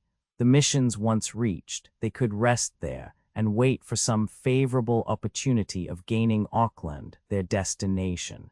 These points being settled, they continued to watch the savages till evening. Not one of them remained at the foot of the mountain, and when darkness invaded the valleys of the lake, no fire betokened the presence of the Maoris at the base of the peak. The coast was clear. At 9 o'clock it was dark night, and Glenarvan gave the signal for departure. His companions and he, armed and equipped at Karatete's expense, began to cautiously descend the slopes of the Maunganamu. Captain Mangles and Wilson led the way, with eyes and ears on the alert. They stopped at the least sound. They examined the faintest light. Each slid down the declivity, the better to elude detection. 200 feet below the summit, Captain Mangles and his sailor reached the dangerous ridge that had been so obstinately guarded by the natives. If unfortunately the Maoris, more crafty than the fugitives, had feigned a retreat to entice them within reach, if they had not been deceived by the eruption, their presence would be discovered at this point. Glenarvan, in spite of his confidence and Paganel's pleasantries, could not help trembling. The safety of his friends was at stake during the few moments necessary to cross the ridge. He felt Lady Helena's heart beat as she clung to his arm, but neither he nor Captain Mangles thought of retreating. The young captain, followed by the others and favored by the dense obscurity, crawled along the narrow path, only stopping when some detached stone rolled to the base of the mountain. If the savages were still in ambush, these unusual sounds would provoke from each side a formidable volley. However, in gliding like serpents along this inclined crest, the fugitives could not advance rapidly. When Captain Mangles had gained the lowest part, scarcely 25 feet separated him from the plain where the natives had encamped the night before. Here the ridge ascended quite steeply towards a coppice about a quarter of a mile distant, tabooed no longer. The travelers crossed this place without accident and began the ascent in silence. The thicket was invisible, but they knew where it was, and provided no ambuscade was laid there, Glenarvan hoped to find a secure refuge. However, he remembered that they were now no longer protected by the taboo. The ascending ridge did not belong to the sacred mountain, but to a chain that ran along the eastern shores of Lake Taupo. Therefore, not only the shots of the savages, but also a hand-to-hand conflict were to be feared. For a short time, the little party slowly mounted towards the upper elevations. The captain could not yet discern the dark coppice, but it could not be more than 200 feet distant. Suddenly he stopped and almost recoiled. He thought he heard some sound in the darkness. His hesitation arrested the advance of his companions. He stood motionless long enough to alarm those who followed him. With what agonizing suspense they waited could not be described. Would they be forced to return to the summit of the mountain? But finding that the noise was not repeated, their leader continued his ascent along the narrow path. The coppice was soon dimly defined in the gloom. In a few moments it was reached, and the fugitives were crouching beneath the thick foliage of the trees. Chapter 54. Darkness favored the escape, and making the greatest possible progress, they left the fatal regions of Lake Taupo. Paganel assumed the guidance of the little party, and his marvelous instinct as a traveler was displayed anew during this perilous journey. He managed with surprising dexterity in the thick gloom, chose unhesitatingly the almost invisible paths, and kept constantly an undeviating course. At 9 o'clock in the morning they had accomplished a considerable distance, and could not reasonably require more of the courageous ladies. Besides, the place seemed suitable for an encampment. The fugitives had reached the ravine that separates the Kaimanawa and Wahiti ranges. The road on the right ran southward to Oberland. Paganel, with his map in his hand, made a turn to the northeast, and at 10 o'clock the little party had reached a sort of steep buttress. Formed by a spur of the mountain, the provisions were taken from the sacks, and all did ample justice to them. Mary Grant and the Major, who had not hitherto been very well satisfied with the edible ferns, made this time a hearty meal of them. They rested here till 2 o'clock in the afternoon, then the journey towards the east was resumed, and at evening the travelers encamped 8 miles from the mountains. They needed no urging to sleep in the open air. The next day very serious difficulties were encountered. They were forced to pass through a curious region of volcanic lakes and geysers that extends eastward from the Wahiti Ranges. It was pleasing to the eye, but fatiguing to the limbs. Every quarter of a mile there were obstacles, turns, and windings, far too many for rapid progress. But what strange appearances and what infinite variety does nature give to her grand scenes! Almost tired out. Over this expanse of 20 square miles, the overflow of subterranean fauces was displayed in every form. Salt springs of a singular transparency, teeming with myriads of insects, issued from the porous ground. They exhaled a penetrating odor and deposited on the earth a white coating like dazzling snow. Their waters, though clear, were at the boiling point, while other neighboring springs poured forth ice-cold streams.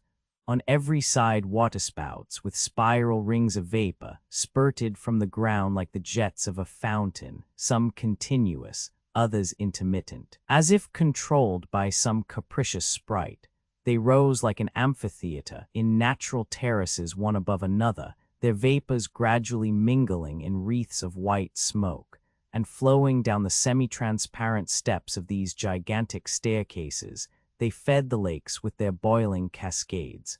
It will be needless to dilate upon the incidents of the journey, which were neither numerous nor important.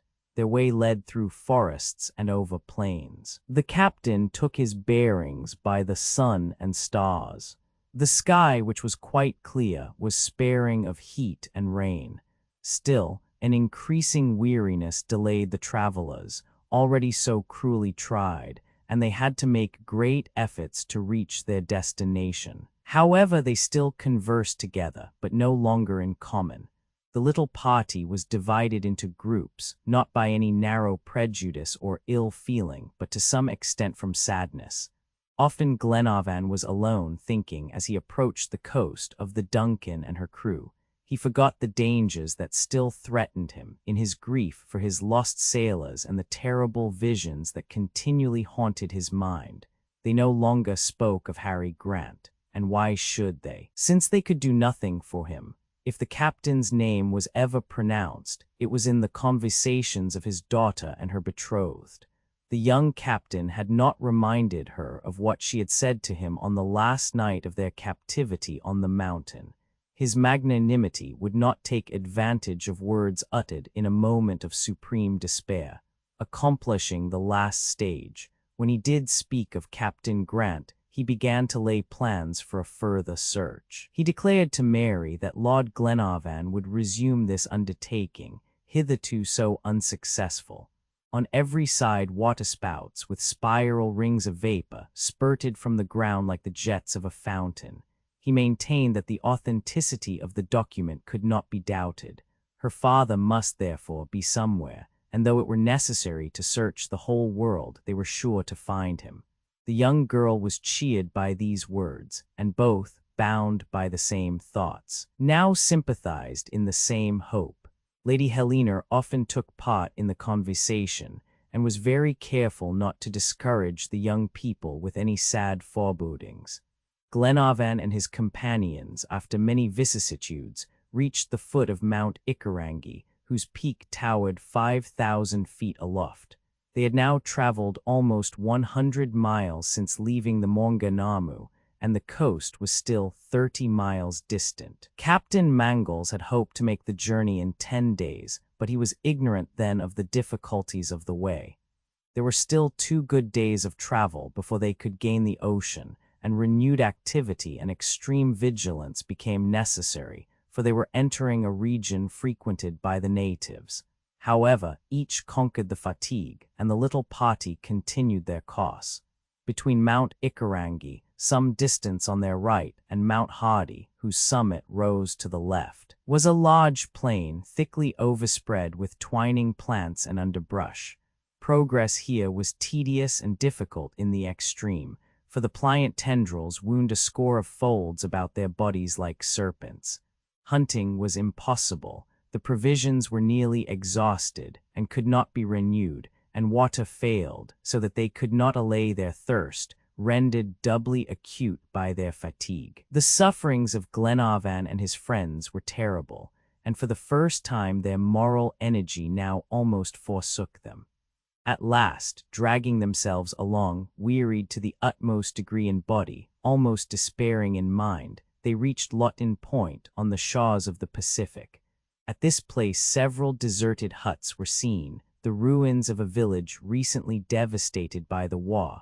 Around them were abandoned fields, and everywhere the traces of plunder and conflagration. But here fate had reserved a new and fearful test for the unfortunate travelers. They were walking along the coast when, at no great distance, a number of natives appeared, who rushed towards the little party, brandishing their weapons.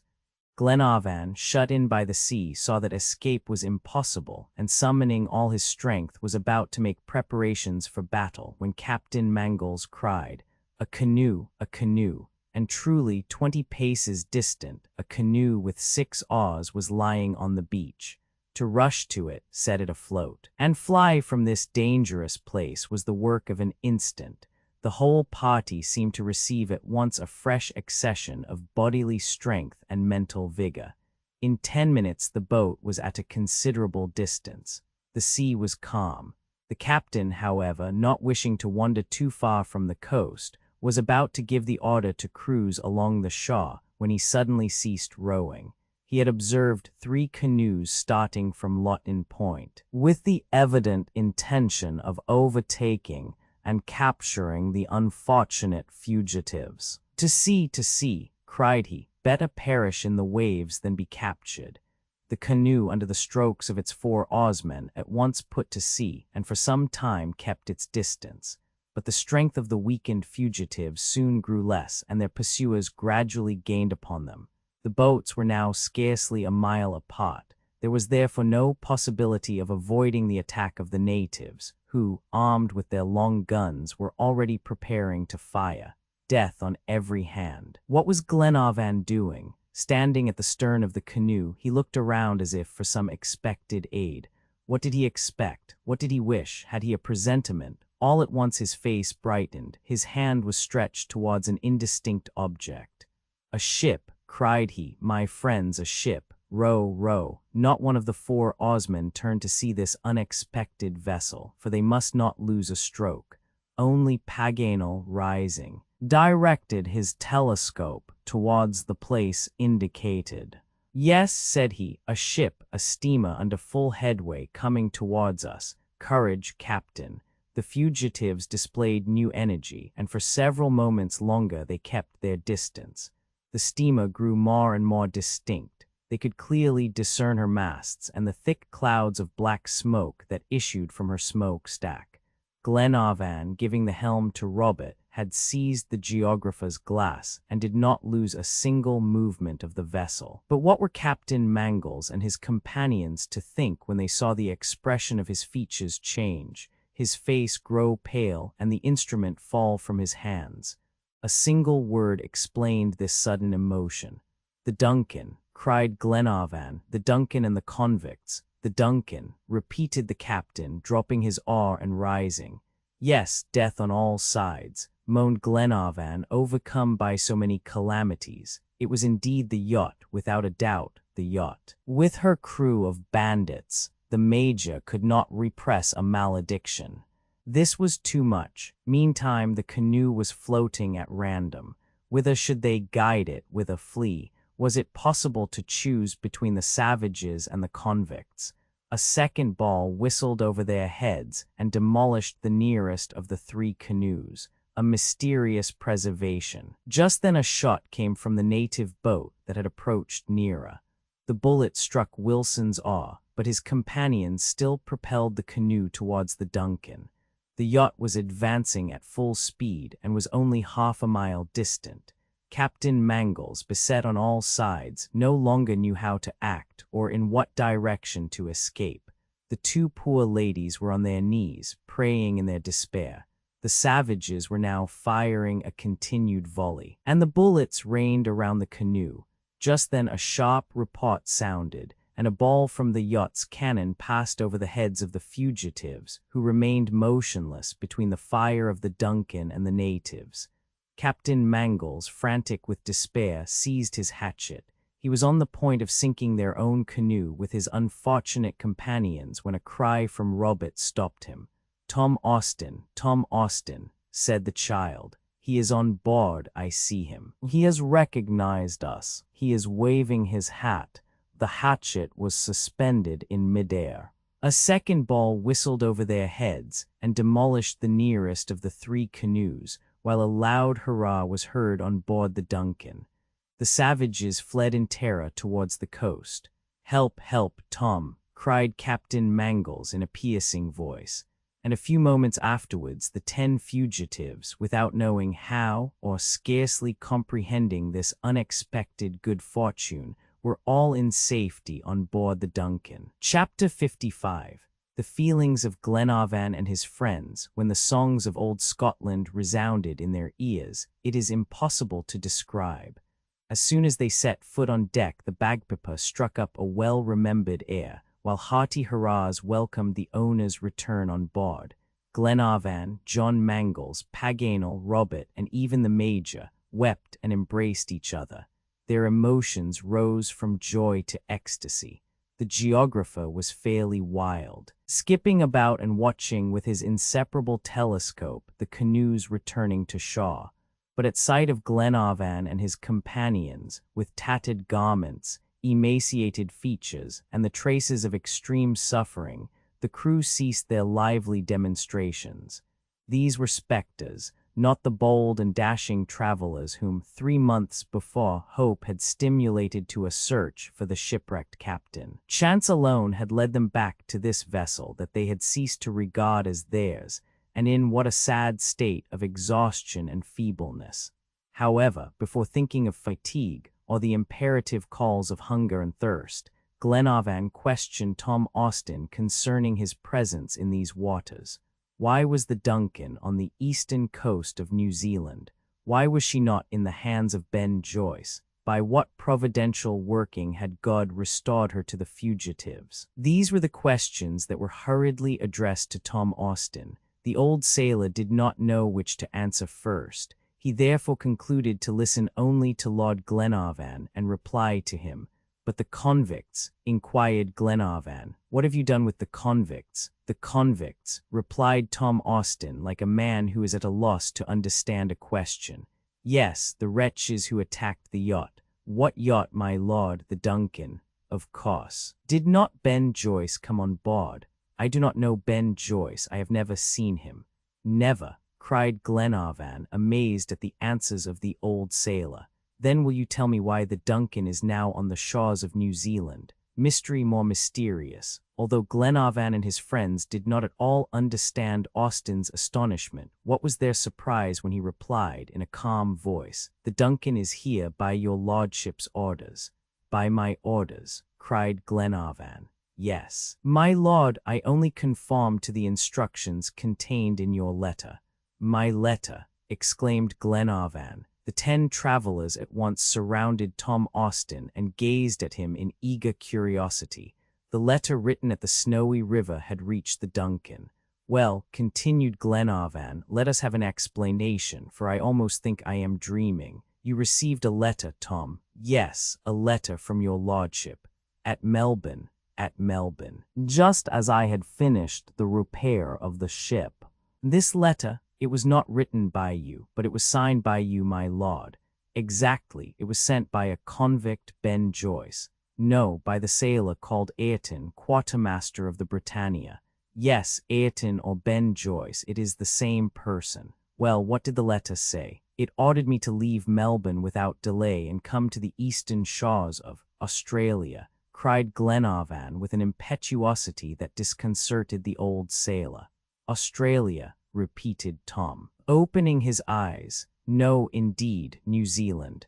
Australia, Tom, Australia, replied Glenarvan's companions with one voice. As soon as they set foot on deck, the bagpiper struck up a well-remembered air, while hearty hurrahs welcomed the owner's return on board. This sally finished the poor geographer. Austin was now bewildered. Glenarvan spoke with such assurance that he feared he had made a mistake in reading the letter. Could he, faithful and accurate sailor that he was, have committed such a blunder? He began to feel troubled. "Be easy, Tom," said Lady Helena. "Providence has decreed." "No, madam." "Pardon me," returned the sailor. "No, it is not possible. I am not mistaken. Ayrton also read the letter, and he, on the contrary, wished to go to Australia." "Ayrton," cried Glenarvan, "the very one. He maintained that it was a mistake, and that you had appointed Twofold Bay as the place of meeting." "Have you the letter, Tom?" asked the Major, greatly puzzled. "Yes, Mr. MacNab," replied Austin. "I will soon bring it." He accordingly repaired to his own cabin. While he was gone, they gazed at each other in silence, except the Major, who, with his eye fixed upon Paganel, said, as he folded his arms, "Indeed, I must confess, Paganel, that this is a little too much." At this moment Austin returned. He held in his hand the letter written by Paganel and signed by Glenarvan. "Read it, my lord," said the old sailor. Glenarvan took the letter and read, "Order for Tom Austin to put to sea, and bring the Duncan to the eastern coast of New Zealand."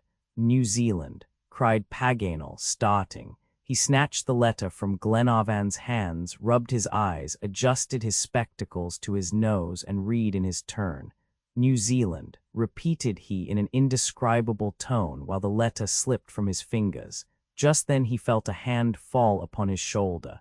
He turned and found himself face to face with the Major, Paganel in the witness box. "Well, my good Paganel," said MacNab in a grave tone, "it is fortunate that you did not send the Duncan to coach in China." This sally finished the poor geographer. A fit of laughter seized the whole crew. Paganel, as if mad, ran to and fro, holding his head in his hands and tearing his hair. However, when he had recovered from his frenzy, there was still another unavoidable question to answer. "Now, Paganel," said Glenarvan, "be candid. I acknowledge that your absent-mindedness has been providential. To be sure, without you the Duncan would have fallen into the hands of the convicts. Without you we should have been recaptured by the Maoris. But do tell me, what strange association of ideas, what unnatural aberration, induced you to write New Zealand instead of Australia?" "Very well," said Paganel. "It was," but at that moment his eyes fell upon Robert and Mary Grant, and he stopped short, finally replying, "Never mind, my dear Glenarvan. I am a madman, a fool, an incorrigible being, and shall die a most famous blunderer." The affair was no longer discussed. The mystery of the Duncan's presence there was solved, and the travelers, so miraculously saved, thought only of revisiting their comfortable cabins and partaking of a good breakfast. However, leaving Lady Helena, Mary Grant, the Major, Paganel, and Robert to enter the saloon, Glenarvan and Captain Mangles retained Tom Austin with them. They wished to question him further. "Now, Tom," said Glenarvan, "let me know, did not this order to sail for the coast of New Zealand seem strange to you?" "Yes, my lord," replied Austin. "I was very much surprised, but as I am not in the habit of discussing the orders I receive, I obeyed. Could I act otherwise? If any accident had happened from not following your instructions, should I not have been to blame? Would you have done differently, Captain?" "No, Tom," answered Captain Mangles. "But what did you think?" asked Glenarvan. "I thought, my lord, that in the cause of Captain Grant it was necessary to go wherever you directed me, that by some combination of circumstances another vessel would take you to New Zealand, and that I was to wait for you on the eastern coast of the island. Moreover, on leaving Melbourne, I kept my destination secret, and the crew did not know it till we were out at sea and the shores of Australia had disappeared from sight. But then an incident occurred that perplexed me very much." "What do you mean, Tom?" inquired Glenarvan. I mean, he replied, that when the quartermaster Ayrton learned, the day after our departure, the Duncan's destination. Ayrton, cried Glenarvan. Is he on board? Yes, my lord. Ayrton here, repeated Glenarvan, glancing at Captain Mangles. Wonderful indeed, said the young captain.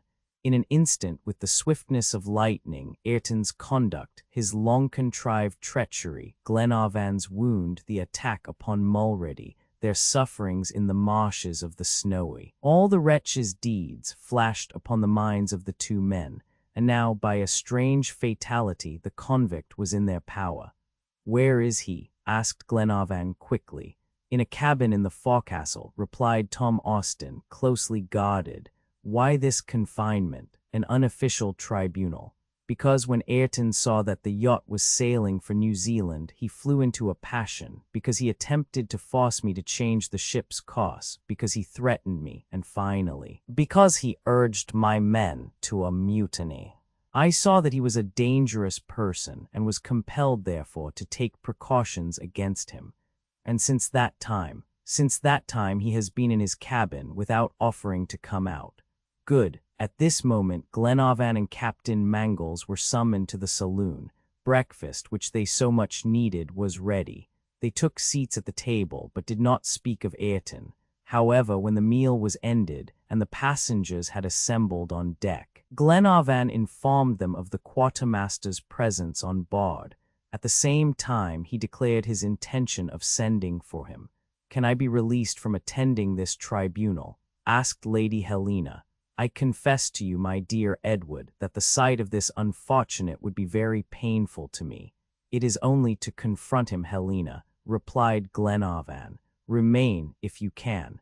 Ben Joyce should see himself face to face with all his intended victims." Lady Helena yielded to this request, and Mary Grant and she took their places beside him, while around them stood the Major, Paganel, Captain Mangles, Robert, Wilson, Mulready, and Olbinett, all who had suffered so severely by the convict's treason.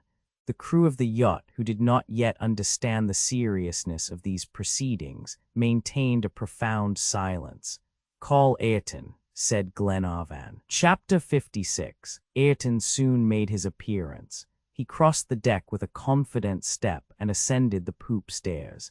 His eyes had a sullen look, his teeth were set, and his fists clenched convulsively. His bearing displayed neither exultation nor humility. As soon as he was in Lord Glenarvan's presence, he folded his arms and calmly and silently waited to be questioned. "Ayrton," said Glenarvan, "here we all are, as you see, on board the Duncan. That you would have surrendered to Ben Joyce's accomplices."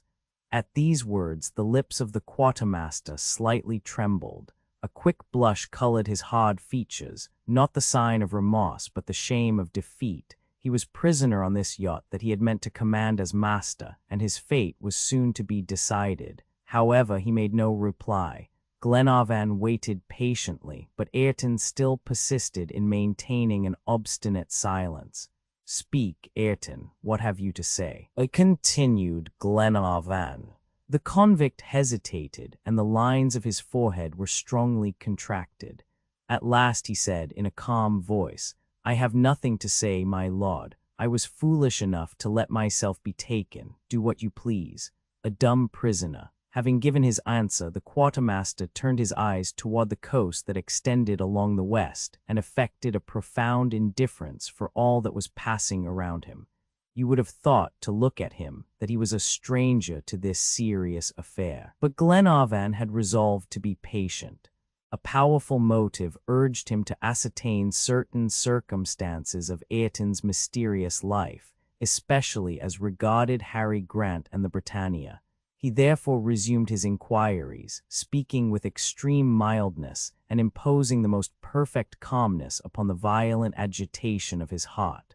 "I hope, Ayrton," continued he, "that you will not refuse to answer certain questions that I desire to ask you. And first, am I to call you Ayrton or Ben Joyce? Are you the quartermaster of the Britannia?" Ayrton remained unmoved, watching the coast, deaf to every question. Glenarvan, whose eye flashed with some inward emotion, continued to question him. "Will you tell me how you left the Britannia and why you were in Australia?" There was the same silence, the same obstinacy. "Listen to me, Ayrton," resumed Glenarvan. "It is for your interest to speak. We may reward a frank confession. Which is your only resort? For the last time, will you answer my questions?" Ayrton turned his head towards Glenarvan and looked him full in the face. "My lord," said he, "I have nothing to answer. It is for justice to prove against me." "The proofs will be easy," replied Glenarvan. "Useless appeals." "Easy, my lord," continued the quartermaster in a sneering tone. "Your lordship seems to me very hasty. I declare that the best judge in Westminster Hall would be puzzled to establish my identity. Who can say why I came to Australia, since Captain Grant is no longer here to inform you? Who can prove that I am that Ben Joyce described by the police, since they have never laid hands upon me and my companions are at liberty?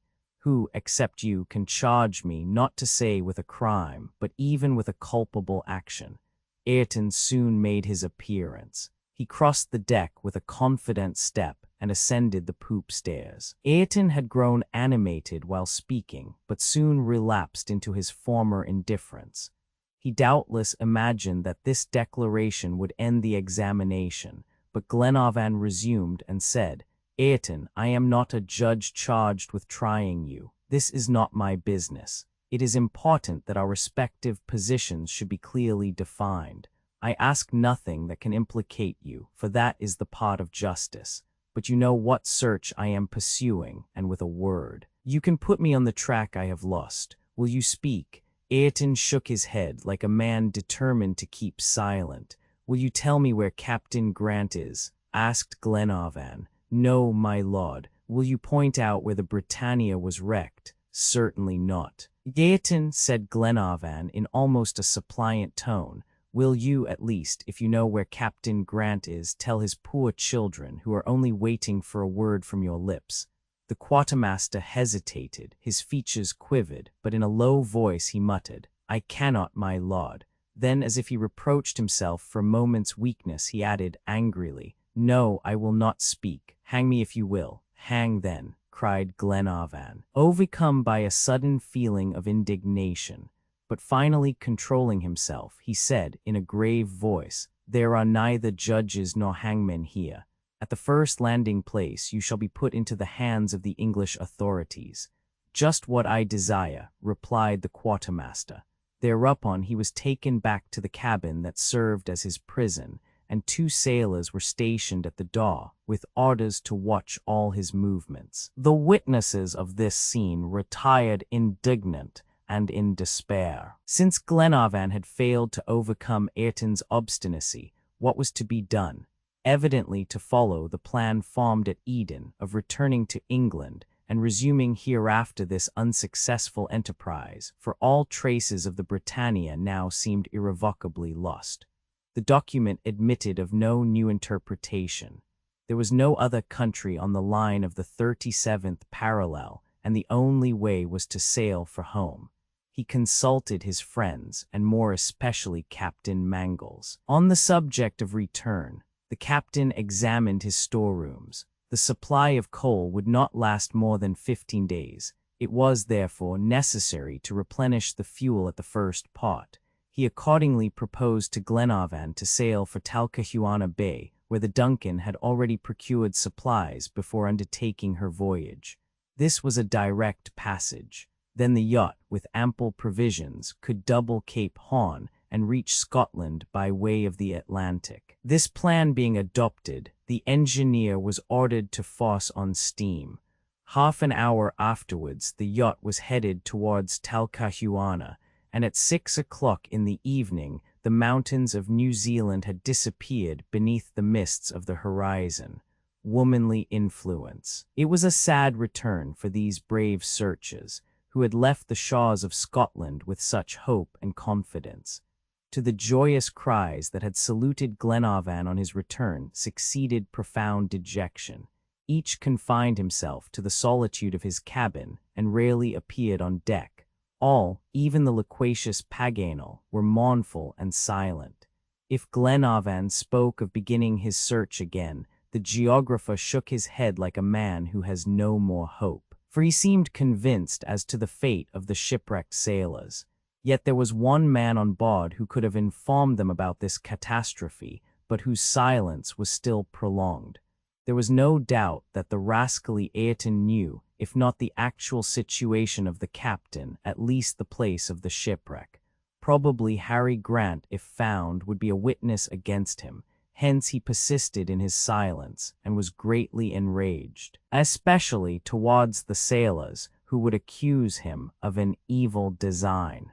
Several times Glenarvan renewed his attempts with the quartermaster.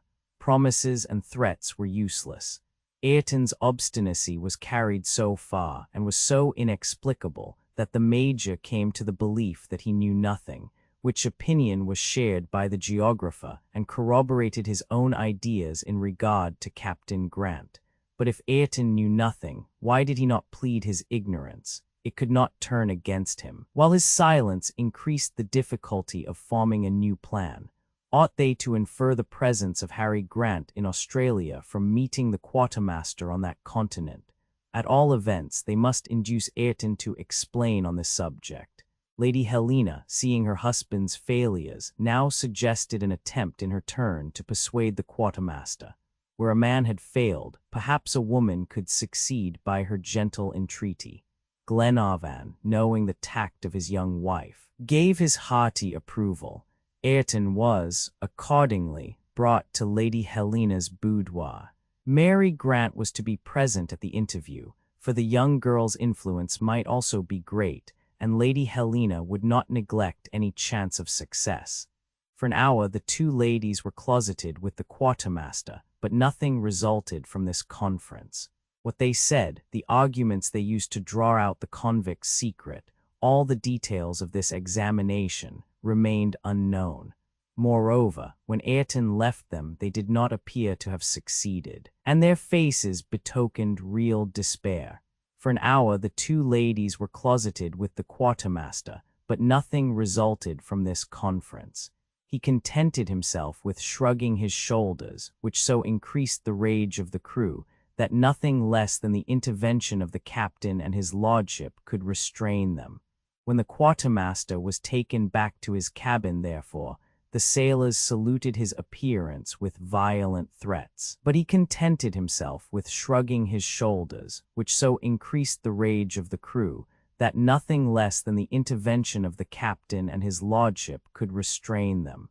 But Lady Helena did not consider herself defeated. She wished to struggle to the last with this heartless man, and the next day she went herself to Ayrton's cabin, to avoid the scene that his appearance on deck occasioned. For 2 long hours this kind and gentle Scotch lady remained alone face to face with the chief of the convicts. Glenarvan, a prey to nervous agitation, lingered near the cabin, now determined to thoroughly exhaust the chances of success, and now upon the point of drawing his wife away from this painful and prolonged interview. But this time, when Lady Helena reappeared, her features inspired confidence. Had she, then, brought this secret to light, and stirred the dormant feeling of pity in the heart of this poor creature, Mac Nab, who saw her first, could not repress a very natural feeling of incredulity. However, the rumor soon spread among the crew that the quartermaster had at length yielded to Lady Helena's entreaties. All the sailors assembled on deck more quickly than if Tom Austin's whistle had summoned them. "Has he spoken?" asked Lord Glenarvan of his wife. "No," replied Lady Helena, "but in compliance with my entreaties, he desires to see you." "Ah, dear Helena, you have succeeded." "I hope so, Edward. Have you made any promise that I am to sanction?" "Only one, that you will use all your influence to moderate the fate in store for him." "Very businesslike." "Certainly, my dear Helena. Let him come to me immediately." Lady Helena retired to her cabin, accompanied by Mary Grant, and the quartermaster was taken to the saloon where Glenarvan awaited him. Chapter 57. As soon as the quartermaster was in Lord Glenarvan's presence, his custodians retired. "You desired to speak to me, Ayrton," said Glenarvan. "Yes, my lord," replied he. "To me alone, yes, but I think that if Major MacNab and Mr. Paganel were present at the interview it would be better." "For whom?" "For me." Ayrton spoke calmly. Glenarvan gazed at him steadily, and then sent word to MacNab and Paganel, who at once obeyed his summons. "We are ready for you," said Glenarvan, as soon as his two friends were seated at the cabin table. Ayrton reflected for a few moments and then said, "My lord, it is customary for witnesses to be present at every contract or negotiation between two parties. That is why I requested the presence of Mr. Paganel and Major MacNab, for properly speaking, this is a matter of business that I am going to propose to you." Glenarvan, who was accustomed to Ayrton's manners, betrayed no surprise, although a matter of business between this man and himself seemed strange. "Do you agree or not? Bargaining for terms. What is this business?" said he. "This is it," replied Ayrton. "You desire to know from me certain circumstances which may be useful to you. I desire to obtain from you certain advantages which will be valuable to me. Now I will make an exchange, my lord. Do you agree or not? What are these circumstances?" asked Paganel quickly. "No," corrected Glenarvan. "What are these advantages?" Ayrton bowed, showing that he understood the distinction. "These," said he, "are the advantages for which I petition. You still intend, my lord, to deliver me into the hands of the English authorities?" "Yes, Ayrton, it is only justice." "I do not deny it," replied the quartermaster. "You would not consent, then, to set me at liberty?" Glenarvan hesitated before answering a question so plainly asked. Perhaps the fate of Harry Grant depended upon what he was about to say. However, the feeling of duty towards humanity prevailed, and he said, "No, Ayrton, I cannot set you at liberty." "I do not ask it," replied the quartermaster proudly. "What do you wish, then?" "An intermediate fate, my lord, between that which you think awaits me and the liberty that you cannot grant me. And that is, to abandon me on one of the desert islands of the Pacific, with the principal necessaries of life. I will manage as I can and repent if I have time." Glenarvan, who was little prepared for this proposal, glanced at his two friends, who remained silent. After a few moments of reflection, he replied, "Ayrton, if I grant your request, will you tell me all that it is for my interest to know?" "Yes, my lord, that is to say, all that I know concerning Captain Grant and the Britannia. The whole truth, the whole." "But who will warrant—" "Oh, I see what troubles you, my lord. You do not like to trust to me, to the word of a malefactor. That is right, but what can you do? The situation is thus. You have only to accept or refuse." "I will trust you, Ayrton," said Glenarvan simply. "And you will be right, my lord. Moreover, if I deceive you, you will always have the power to revenge yourself." "How?" "By recapturing me on this island, from which I shall not be able to escape." Ayrton had a reply for everything. He met all difficulties and produced unanswerable arguments against himself. As was seen, he strove to treat in his business with good faith. It was impossible for a person to surrender with more perfect confidence, and yet he found means to advance still further in this disinterested cause. "My lord and gentlemen," added he, "I desire that you should be convinced that I am honorable. I do not seek to deceive you, but am going to give you a new proof of my sincerity in this affair. I act frankly because I rely upon your loyalty." "Go on, Ayrton," replied Glenarvan. "My lord, I have not yet your promise to agree to my proposition, and still I do not hesitate to tell you that I know little concerning Harry Grant." "Little?" cried Glenarvan. "Yes, my lord. The circumstances that I am able to communicate to you are relative to myself. They are personal experiences, and will scarcely tend to put you on the track you have lost. Revelations and disclosures." A keen disappointment was manifest on the features of Glenarvan and the Major. They had believed the quartermaster to possess an important secret, and yet he now confessed that his disclosures would be almost useless. However that may be, this avowal of Ayrton, who surrendered himself without security, singularly affected his hearers, especially when he added, in conclusion, "Thus you are forewarned, my lord, that the business will be less advantageous for you than for me." "No matter," replied Glenarvan. "I accept your proposal, Ayrton. You have my word that you shall be landed at one of the islands of the Pacific."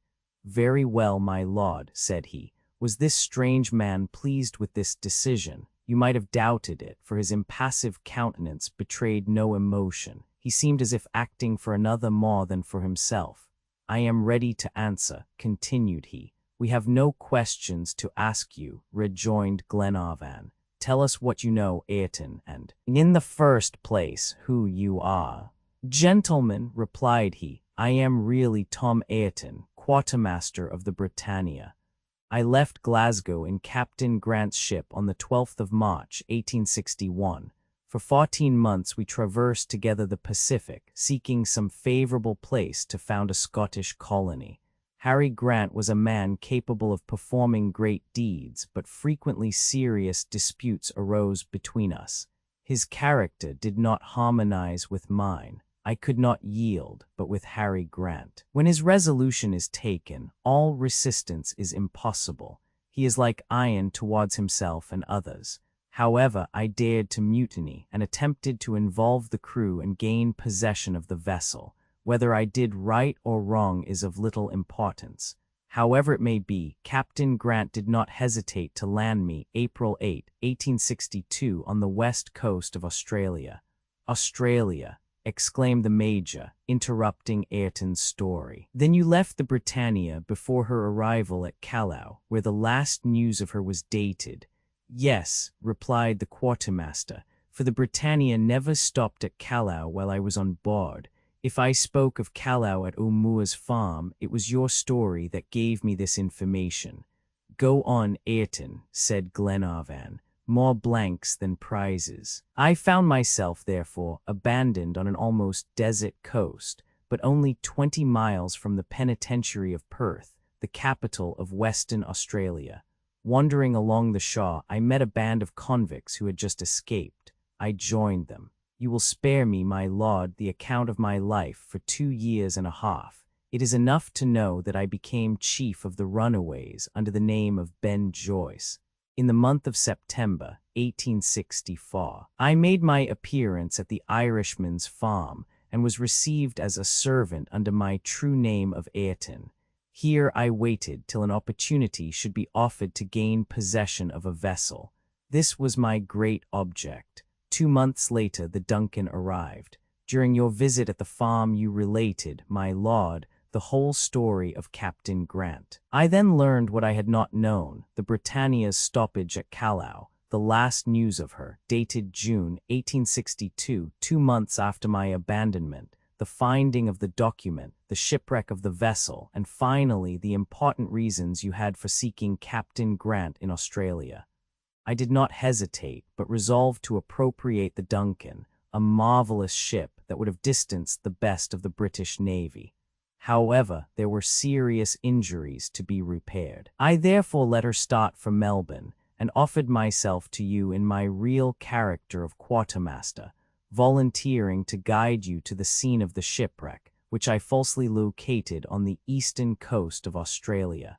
Thus followed at a distance and sometimes preceded by my band of convicts, I conducted your party across the province of Victoria.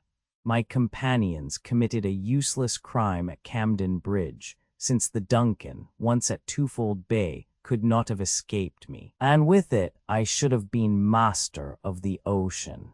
I brought you thus unsuspectingly as far as the Snowy River. The horses and oxen fell dead one by one, poisoned by the gastrolobium. I entangled the cart in the marshes, at my suggestion, but you know the rest, my lord, and can be certain that, except for Mr. Paganel's absent-mindedness, I should now be commander on board the Duncan. Such is my story, gentlemen. My disclosures, unfortunately, cannot set you on the track of Captain Grant, and you see that in dealing with me you have made a bad bargain. The quartermaster ceased, crossed his arms, according to his custom, and waited. Glenarvan and his friends were silent. They felt that this strange criminal had told the entire truth. The capture of the Duncan had only failed through a cause altogether beyond his control. His accomplices had reached Twofold Bay, as the convict's blouse found by Glenarvan proved. There, faithful to the orders of their chief, they had lain in wait for the yacht, and at last, tired of watching, they had doubtless resumed their occupation of plunder and burning in the fields of New South Wales. The Major was the first to resume the examination in order to determine the dates relative to the Britannia. It was the 8th of April, 1862, then, that you were landed on the west coast of Australia, he asked of the quartermaster. Exactly, replied Ayrton. And do you know what Captain Grant's plans were then? Vaguely. Continue, Ayrton, said Glenarvan. The least sign may set us on the track. What I can say is this, my lord. Captain Grant intended to visit New Zealand, but this part of his program was not carried out while I was on board. The Britannia might, therefore, after leaving Callao, have gained the shores of New Zealand. This would agree with the date, June 27, 1862, given in the document as the time of the shipwreck. Evidently, remarked Paganel. But, added Glenarvan, there is nothing in these half-obliterated portions of the document which can apply to New Zealand. That I cannot answer, said the quartermaster. Well, Ayrton, continued Glenarvan, you have kept your word and I will keep mine. We will decide on what island of the Pacific you shall be abandoned. Oh, it matters little to me, answered Ayrton. Return to your cabin now and await our decision. The quartermaster retired under guard of the two sailors. This villain might have been a great man, observed the Major. Yes, replied Glenarvan, he has a strong and self-reliant character. Why must his abilities be devoted to crime? But Harry Grant, I fear that he is forever lost. Poor children, who could tell them where their father is? Aye, cried Paganel. As we have remarked, the geographer, although so loquacious and excitable usually, had scarcely spoken during Ayrton's examination. He had listened in total silence, but this last word that he had uttered was worth more than all the others and startled Glenarvan at once. You, Paganel, he exclaimed, do you know where Captain Grant is? As well as can be known, answered the geographer. And how do you know? By that everlasting document. A geographer's reminiscences. Ah, said the Major in a tone of the most thorough incredulity. Listen first, MacNab, and shrug your shoulders afterwards. I did not speak before because you would not have believed me. Besides, it was useless. But if I speak today, it is because Ayrton's opinion corroborates mine. Then New Zealand, asked Glenarvan. Hear and judge, replied Paganel. I did not commit the blunder that saved us without reason. Just as I was writing that letter at Glenarvan's dictation, the word Zealand was troubling my brain. You remember that we were in the cart. MacNab had just told Lady Helena the story of the convicts, and had handed her the copy of the Australian and New Zealand Gazette that gave an account of the accident at Camden Bridge.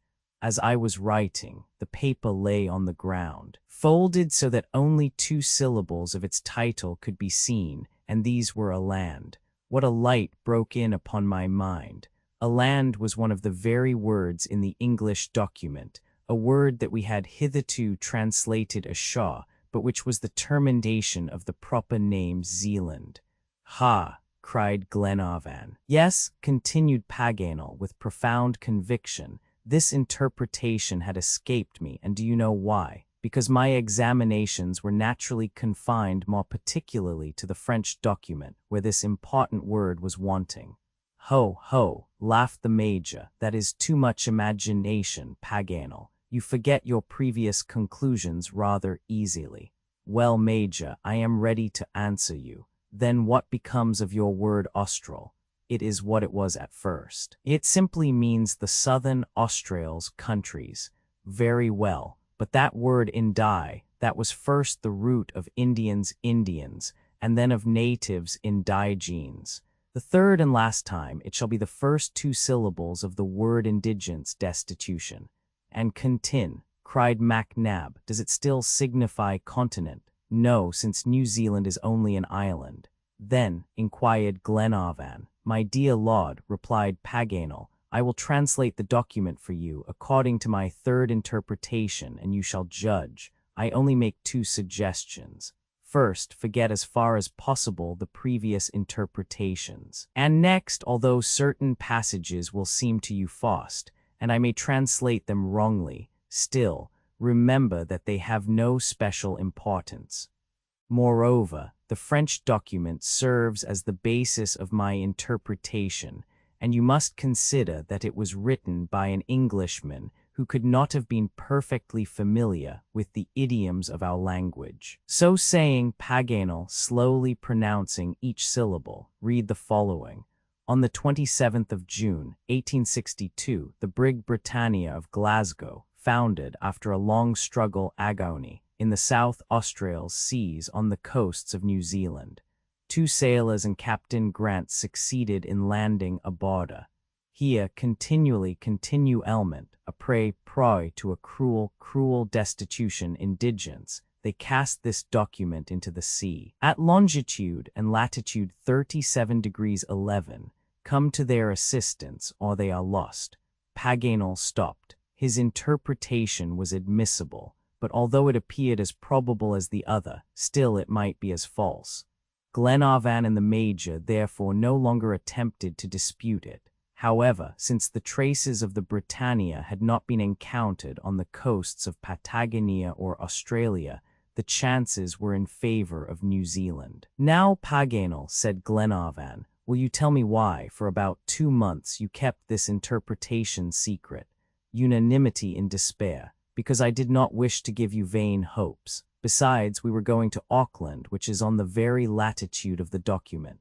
But afterwards, when we were taken out of our course, why did you not speak? Because, however just this interpretation may be, it cannot contribute to the captain's rescue.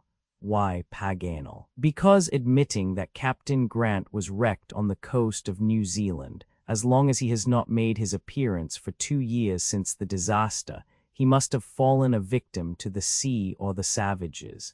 Then your opinion is, asked Glenarvan, that we might perhaps find some traces of the shipwreck, but that the seamen of the Britannia have perished.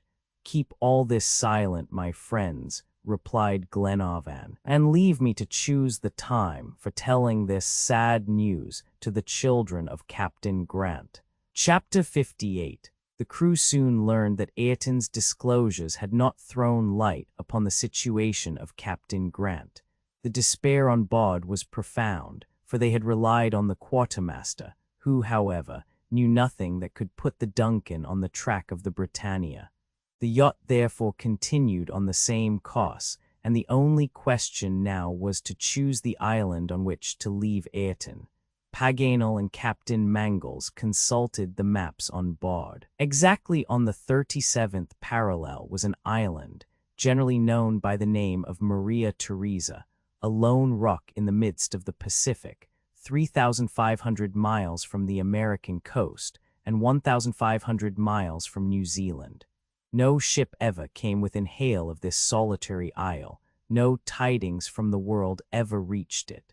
Only the storm birds rested here during their long flights, and many maps do not even indicate its position. If anywhere absolute isolation was to be found on Earth, it was here, afar from the ocean's traveled highways. Its situation was made known to Ayrton, who consented to live there, and the vessel was accordingly headed towards the island. 2 days later, the lookout hailed land on the horizon. It was Maria Theresa, low, long, and scarcely emerging from the waves, appearing like some enormous sea monster. 30 miles still lay between it and the yacht, whose prow cut the waves with such speed that soon the island grew distinct. The sun, now sinking towards the west, defined its outlines in glowing light. Several slight elevations were tinged with the last rays of the day. At 5 o'clock, Captain Mangles thought he distinguished a faint smoke rising towards the sky. "Is that a volcano?" he inquired of Paganel, who, with his telescope, was examining the land.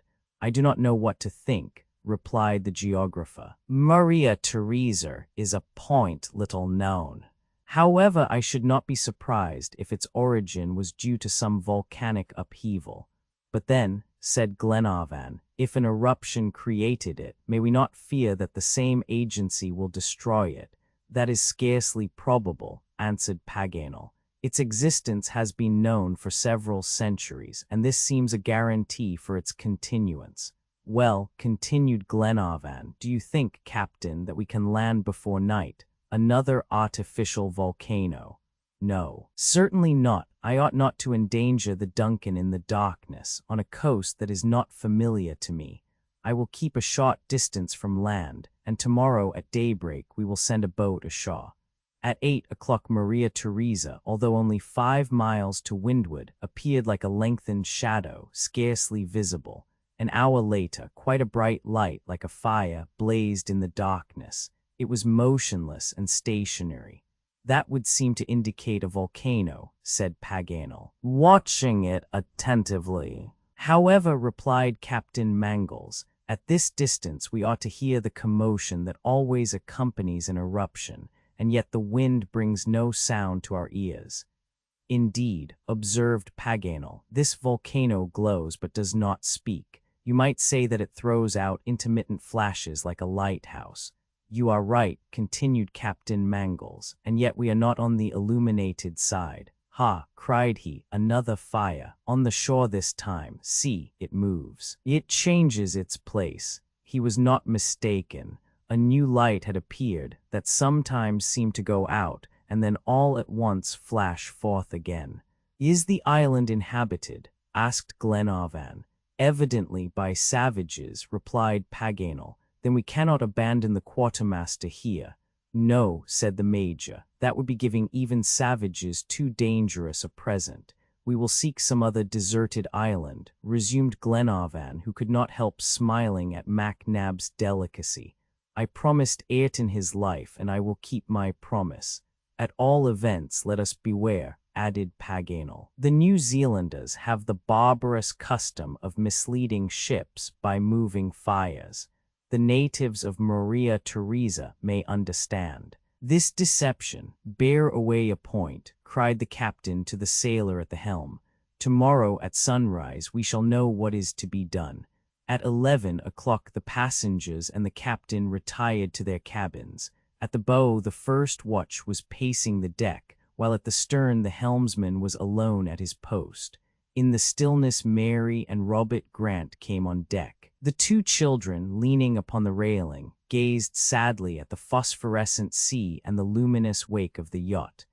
Mary thought of Robert's future. Robert thought of his sisters. Both thought of their father. Was that beloved parent still living? Yet must they give him up? But no, what would life be without him? What would become of them without his protection? What would have become of them already, except for the magnanimity of Lord and Lady Glenarvan? The boy, taught by misfortune, divined the thoughts that were agitating his sister. He took her hand in his. Mary, said he, we must never despair. Remember the lessons our father taught us. Courage compensates for everything in this world, he said. Let us have that indomitable courage that overcomes all obstacles. Hitherto you have labored for me, my sister, but now I shall labor for you. Dear Robert, replied the young girl, I must tell you one thing, continued he. You will not be sorry, Mary. Why should I be sorry, my child? And you will let me do as I wish. What do you mean? Asked she anxiously. My sister, I shall be a sailor, and leave me, cried the young girl, clasping her brother's hand. Eulogy and threnody. Yes, sister, I shall be a sailor like my father and like Captain John. Mary, my dear Mary, he has not lost all hope. You will have, like me, confidence in his devotion. He has promised that he will make me a thorough and efficient sailor, and we shall seek our father together. Say that you are willing, sister. What our father would have done for us it is our duty, or mine at least, to do for him. My life has but one object to which it is wholly devoted, to search always for him who would never have abandoned either of us. Dear Mary, how good our father was, and so noble, so generous, added Mary. Do you know, Robert, that he was already one of the glories of our country, and would have ranked among its great men if fate had not arrested his cause.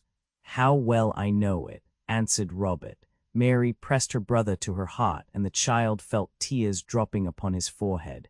"Mary, Mary," cried he, "it is in vain for them to speak or to keep silent. I hope still, and shall always do so. A man like our father does not die till he has accomplished his purpose." Mary Grant could not reply. Sobs choked her utterance. 1,000 emotions agitated her soul at the thought that new attempts would be made to find her father, and that the young captain's devotion was boundless. "Does Mr. John still hope?" asked she. "Yes," replied Robert. "He is a brother who will never forsake us. I shall be a sailor, shall I not, sister? A sailor to seek my father with him. Are you willing?" "Yes," said Mary. "But must we be separated?" "You will not be alone, Mary, I know. John has told me so. Lady Helena will not permit you to leave her. You are a woman and can and ought to accept her benefits. To refuse them would be ungrateful. But a man, as my father has told me 100 times, ought to make his own fortune. But what will become of our house at Dundee, so full of associations? We will keep it, my sister. All that has been well arranged by our friend John and Lord Glenarvan, who will keep you at Malcolm Castle like a daughter. He said so to John, who told me. You will be at home there, and wait till John and I bring back our father." "Ah, what a joyful day that will be!" cried Robert, whose face was radiant with enthusiasm. "My brother, my child," exclaimed Mary, "how happy our father would be if he could hear you. How much you resemble him, dear Robert. When you are a man you will be quite like him." "God grant it, Mary," said Robert, glowing with holy and filial pride. "But how shall we pay our debt to Lord and Lady Glenarvan?" continued Mary. "Oh, that will not be difficult," answered Robert with his boyish impulsiveness. "We will tell them how much we love and respect them, and we will show it to them by our actions. That is all we can do," added the young girl, covering her brother's face with kisses, "and all that they will like, too." Then, relapsing into reveries, the two children of the captain gazed silently into the shadowy obscurity of the night. However, in fancy they still conversed, questioned, and answered each other. The sea rocked the ship in silence, and the phosphorescent waters glistened in the darkness. But now a strange, a seemingly supernatural event took place. The brother and sister, by one of those magnetic attractions that mysteriously draw the souls of friends together, experienced at the same instant the same curious hallucination. "Methought the billows spoke." From the midst of these alternately brightening and darkening waves, they thought they heard a voice issue, whose depth of sadness stirred every fiber of their hearts. "Help, help," cried the voice. "Mary," said Robert, "did you hear?" And raising their heads above the bulwarks, they both gazed searchingly into the misty shadows of the night, yet there was nothing but the darkness stretching blankly before them. "Robert," said Mary, pale with emotion, I thought like you." At this moment another cry reached them, and this time the illusion was such that these words broke simultaneously from both their hearts. My father, my father." This was too much for Mary Grant. Overcome by emotion, she sank senseless into her brother's arms. "Help!" cried Robert. "My sister, my father, help!" The man at the helm hastened to Miss Grant's assistance, and after him the sailors of the watch, Captain Mangles, Lady Helena, and Lord Glenarvan, who had been suddenly awakened. "My sister is dying, and my father is yonder," exclaimed Robert, pointing to the waves. No one understood his words. "Yes," repeated he, "my father is yonder. I heard his voice, and Mary did too." Just then Mary Grant recovered consciousness and, looking wildly around, cried, my father is yonder." The unfortunate girl arose, and leaning over the bulwark, would have thrown herself into the sea. "My lord, madam," repeated she, clasping her hands, "I tell you my father is there. I declare to you that I heard his voice issue from the waves like a despairing wail, like a last adieu." The positiveness of disbelief. The unfortunate girl arose, and leaning over the bulwark, would have thrown herself into the sea. Then her feelings overcame the poor girl, and she became insensible. They carried her to her cabin. and Lady Helena followed to minister to her wants, while Robert kept repeating, my father is there, I am sure of it, my lord." The witnesses of this sorrowful scene perceived at last that the two children had been the spot of an hallucination. But how undeceive their senses, which had been so strongly impressed? Glenarvan, however, attempted it, and taking Robert by the hand, said, "You heard your father's voice, my dear boy." "Yes, my lord. Yonder in the midst of the waves he cried, 'Help, help,' and you recognized the voice." "Did I recognize it? Oh, yes, I assure you. My sister heard and recognized it, too. How could both of us be deceived? My lord, let us go to his rescue. A boat, a boat." Glenarvan saw plainly that he could not undeceive the poor child. Still, he made a last attempt and called the helmsman. "Hawkins," asked he, "you were at the wheel when Miss Grant was so singularly affected?" "Yes, my lord," replied Hawkins. "And you did not see or hear anything?" "Nothing. You see how it is, Robert. If it had been his father," answered the lad with irrepressible energy, "he would not say so. It was my father, my lord, my father, my father." Robert's voice was choked by a sob. Pale and speechless, he too, like his sister, lost consciousness. Glenarvan had him carried to his bed, and the child, overcome by emotion, sank into a profound slumber. "Poor orphans," said Captain Mangles. "God tries them in a terrible way." "Yes," replied Glenarvan, "excessive grief has produced upon both at the same moment a similar effect." "Upon both," murmured Paganel. "That is strange." Then, leaning forward after making a sign to keep still, he listened attentively. The silence was profound everywhere. Paganel called in a loud voice, but there was no answer. "It is strange," repeated the geographer, returning to his cabin. An intimate sympathy of thought and grief does not suffice to explain this mystery. Early the next morning the passengers, and among them were Robert and Mary, for it was impossible to restrain them, were assembled on deck. All wished to examine this land, which had been scarcely distinguishable the night before. The principal points of the island were eagerly scanned. The yacht coasted along about a mile from the shore, and the unassisted eye could easily discern the larger objects. Suddenly Robert uttered a cry. He maintained that he saw two men running and gesticulating, while a third was waving a flag. "Yes, the flag of England," cried Captain Mangles when he had used his glass. "It is true," said Paganel, turning quickly towards Robert. "My lord," exclaimed the boy, trembling with excitement, "my lord, if you do not wish me to swim to the island, you will lower a boat." "Ah, my lord, if you please, I do wish to be the first to land. A compensation for all." No one knew what to say.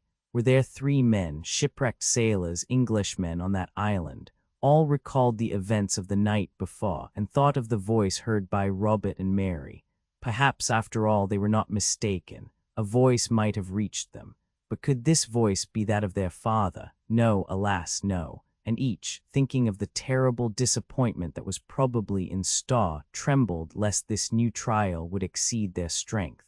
But how restrain them? Lord Glenarvan had not the courage. "Lower the boat," cried he. In a moment this was done. The 2 children, Glenarvan, Captain Mangles, and Paganel, stepped into it, and 6 earnest and skilled oarsmen sped away towards the shore. At 10 yards therefrom, Mary uttered again the heartrending cry, "My father."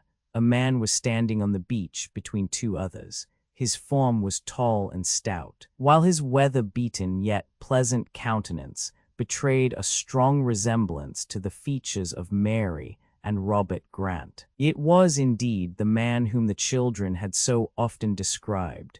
Their hearts had not deceived them. It was their father, it was Captain Grant. He heard his daughter's cry. He opened his arms and supported her fainting form. Chapter 59. Joy does not kill, for the long-lost father and his recovered children were soon rejoicing together and preparing to return to the yacht. But how can we depict that scene, so little looked for by any? Words are powerless. The joys of reunion. As soon as he gained the deck, Harry Grant sank upon his knees. The pious Scotchman, on touching what was to him the soil of his country, wished, first of all, to thank God for his deliverance. Then, turning towards Lady Helena, Lord Glenarvan and their companions, he thanked them in a voice broken by emotion. While on their way to the yacht, his children had briefly told him the story of the Duncan. A man was standing on the beach between two others. His form was tall and stout. How great a debt of gratitude did he feel that he owed this noble woman and her companions. From Lord Glenarvan down to the lowest sailor, had not all struggled and suffered for him. Harry Grant expressed the feelings of thankfulness that overflowed his heart with so much simplicity and nobleness, and his manly countenance was illumined by so pure and sincere a sentiment that all felt themselves repaid for the trials they had undergone. Even the imperturbable Major's eye was wet with a tear that he could not repress. As for Paganel, he wept like a child who does not think of hiding his emotion. Captain Grant could not cease gazing at his daughter. He found her beautiful and charming, and told her so again and again, appealing to Lady Helena as if to be assured that his fatherly love was not mistaken. Then turning to his son, he cried rapturously, "How he has grown! He is a man." He lavished upon these two beings, so dearly loved, the 1,000 expressions of love that had been unuttered during long years of absence. Robert introduced him successively to all his friends. All had alike proved their kindness and good wishes towards the two orphans. When Captain Mangles came to be introduced, he blushed like a young girl, and his voice trembled as he saluted Mary's father. Lady Helena then told the story of the voyage, and made the captain proud of his son and daughter. He learned the exploits of the young hero, and how the boy had already repaid part of his obligation to Lord Glenarvan at the peril of his life. Captain Mangles' language to Mary and concerning her was so truly loving, that Harry Grant, who had been already informed on this point by Lady Helena, placed the hand of his daughter in that of the noble young captain, and turning towards Lord and Lady Glenarvan, said, "My lord and lady, join with me to bless our children." It was not long before Glenarvan related Ayrton's story to the captain, who confirmed the quartermaster's declaration in regard to his having been abandoned on the Australian coast. "He is a shrewd and courageous man," added he, "but his passions have ruined him.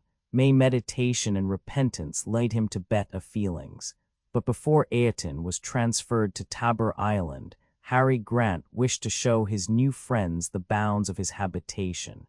He invited them to visit his house and sit for once at his table. Glenarvan and his companions cordially accepted the invitation, and Robert and Mary were not a little desirous to see those haunts where their father had doubtless at times bewailed his fate. A boat was manned, and the whole party soon disembarked on the shores of the island. A few hours sufficed to traverse Captain Grant's domain.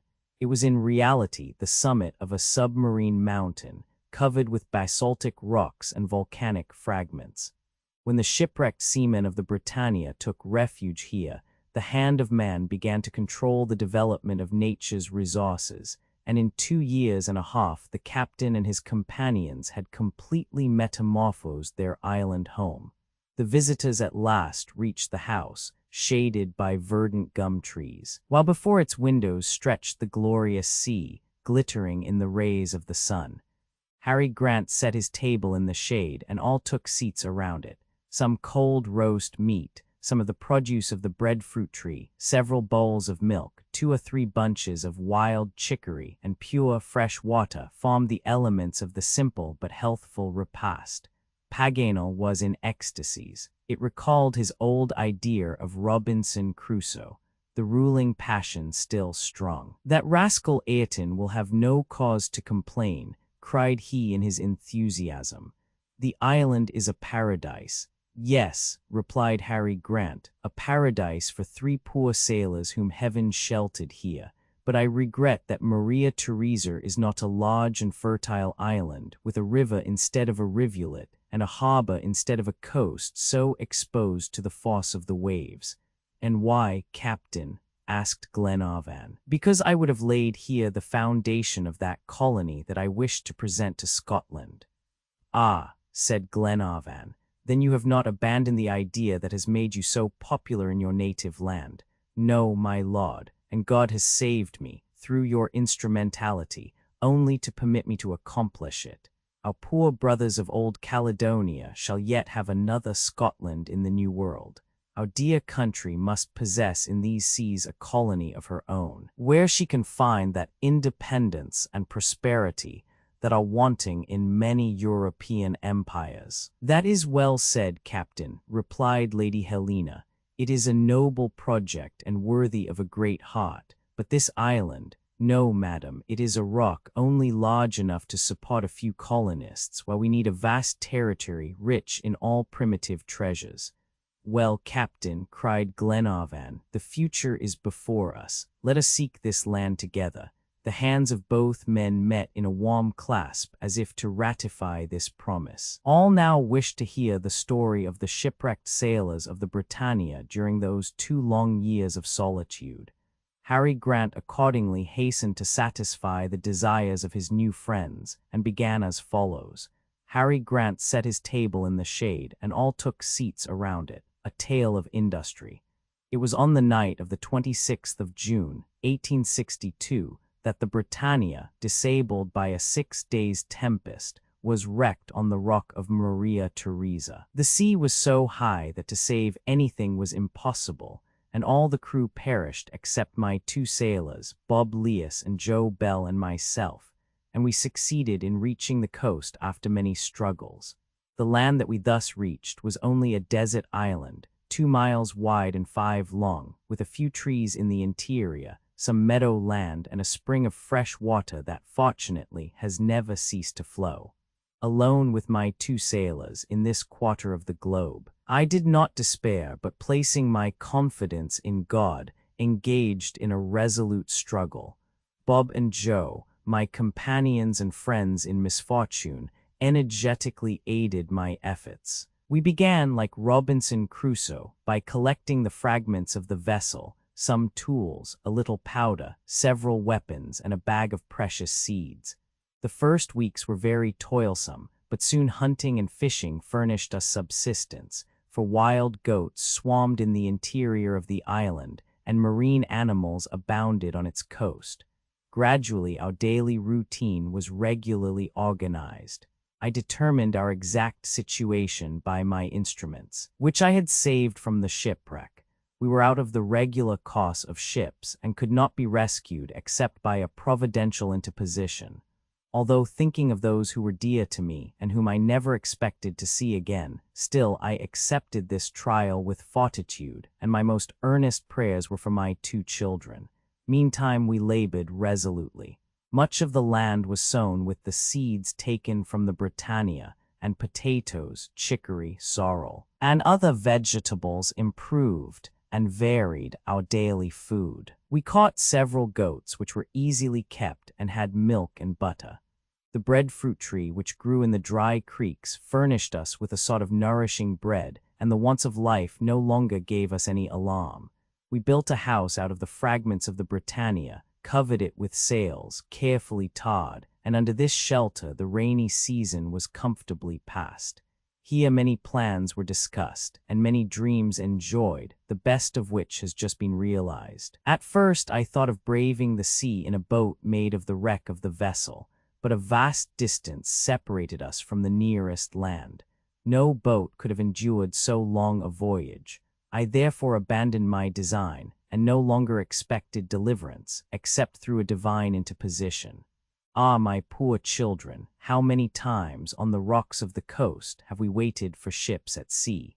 During the entire period of our exile, only 2 or 3 sails appeared on the horizon, and these soon to disappear again. 2 years and a half passed thus. We no longer hoped, but still did not wholly despair. At last, yesterday afternoon, I had mounted the highest summit of the island when I perceived a faint smoke in the west which grew clearer, and I soon distinctly discerned a vessel that seemed to be coming towards us. But would she not avoid this island, which offered no landing place? Ah, what a day of anguish, and how my heart throbbed. My companions kindled a fire on one of the peaks. Night came, but the ship gave no signal for approach. Deliverance was there, and should we see it vanish? I hesitated no longer. The darkness increased. The vessel might double the island during the night. I threw myself into the sea to swim to her. Hope increased my strength. I beat the waves with almost superhuman energy and approached the yacht. Scarcely 30 yards separated me when she tacked. Then I uttered those despairing cries which my 2 children alone heard. For they were no illusion. I returned to the shore, exhausted and overcome by fatigue and emotion. It was a terrible night, this last one on the island. We believed ourselves forever abandoned, when at daybreak I perceived the yacht slowly coasting along the shores. Your boat was then lowered. We were saved, and thanks to the divine goodness of heaven, my dear children were there to stretch out their arms to me. The document once more. Harry Grant's story was finished amid a fresh shower of kisses and caresses from Robert and Mary. The captain learned now, for the first time, that he owed his deliverance to that hieroglyphic document that, 8 days after his shipwreck, he had enclosed in a bottle and confided to the mercy of the waves. But what did Jacques Paganel think during this recital? The worthy geographer revolved the words of the document 1,000 ways in his brain. He reviewed his 3 interpretations, which were all false. How had this island been indicated in these damaged papers? He could no longer restrain himself, but seizing Harry Grant's hand, cried, "Captain, will you tell me what your undecipherable document contained?" At this request, curiosity was general, for the long-sought clue to the mystery would now be given. "Well, Captain," said Paganel, "do you remember the exact words of the document?" "Perfectly," replied Harry Grant, "and scarcely a day has passed but memory has recalled those words upon which our only hope hung." "And what are they, Captain?" inquired Glenarvan. "Tell us, for our curiosity is great." "I am ready to satisfy you," continued Harry Grant, "but you know that, to increase the chances of success, I enclosed in the bottle 3 documents, written in 3 languages. Which one do you wish to hear?" "They are not identical, then," cried Paganel. "Yes, almost to a word." "Well, give us the French document," said Glenarvan. "This one was spared the most by the waves and has served as the principal basis for our search." "This is it, my lord, word for word," answered Harry Grant. On the 27th June, 1862, the brig Britannia of Glasgow was lost 1,500 leagues from Patagonia in the southern hemisphere. Carried by the waves, 2 sailors and Captain Grant reached Tabor Island. "Ha!" interrupted Paganel. "Here," resumed Harry Grant, continually a prey to a cruel destitution, "they cast this document into the sea at longitude 153 degrees and latitude 37 degrees 11. Come to their aid, or they are lost." At the word Tabor, Paganel had suddenly risen, and then, controlling himself no longer, he cried, "How Tabor Island?" "It is Maria Theresa." "Certainly, Mr. Paganel," replied Harry Grant. "Maria Theresa on the English and German, but Tabor on the French maps." At this moment a vigorous blow descended upon Paganel's shoulder. Truth compels us to say that it was from the Major, who now failed in his strict habits of propriety. "A fine geographer you are," said MacNab in a tone of badinage, "but no matter, since we have succeeded." "No matter," cried Paganel. "I ought never to have forgotten that twofold appellation. It is an unpardonable mistake, unworthy of the secretary of a geographical society. I am disgraced." When the meal was finished, Harry Grant put everything in order in his house. He took nothing away, for he was willing that the guilty convict should inherit his possessions. They returned to the vessel, and as he expected to sail the same day, Glenarvan gave orders for the quartermaster's landing. Ayrton was brought on deck and found himself in the presence of Harry Grant. "It is I, Ayrton," said he. "Yes, Captain," replied Ayrton, without betraying any astonishment at Harry Grant's appearance. "Well, I am not sorry to see you again in good health.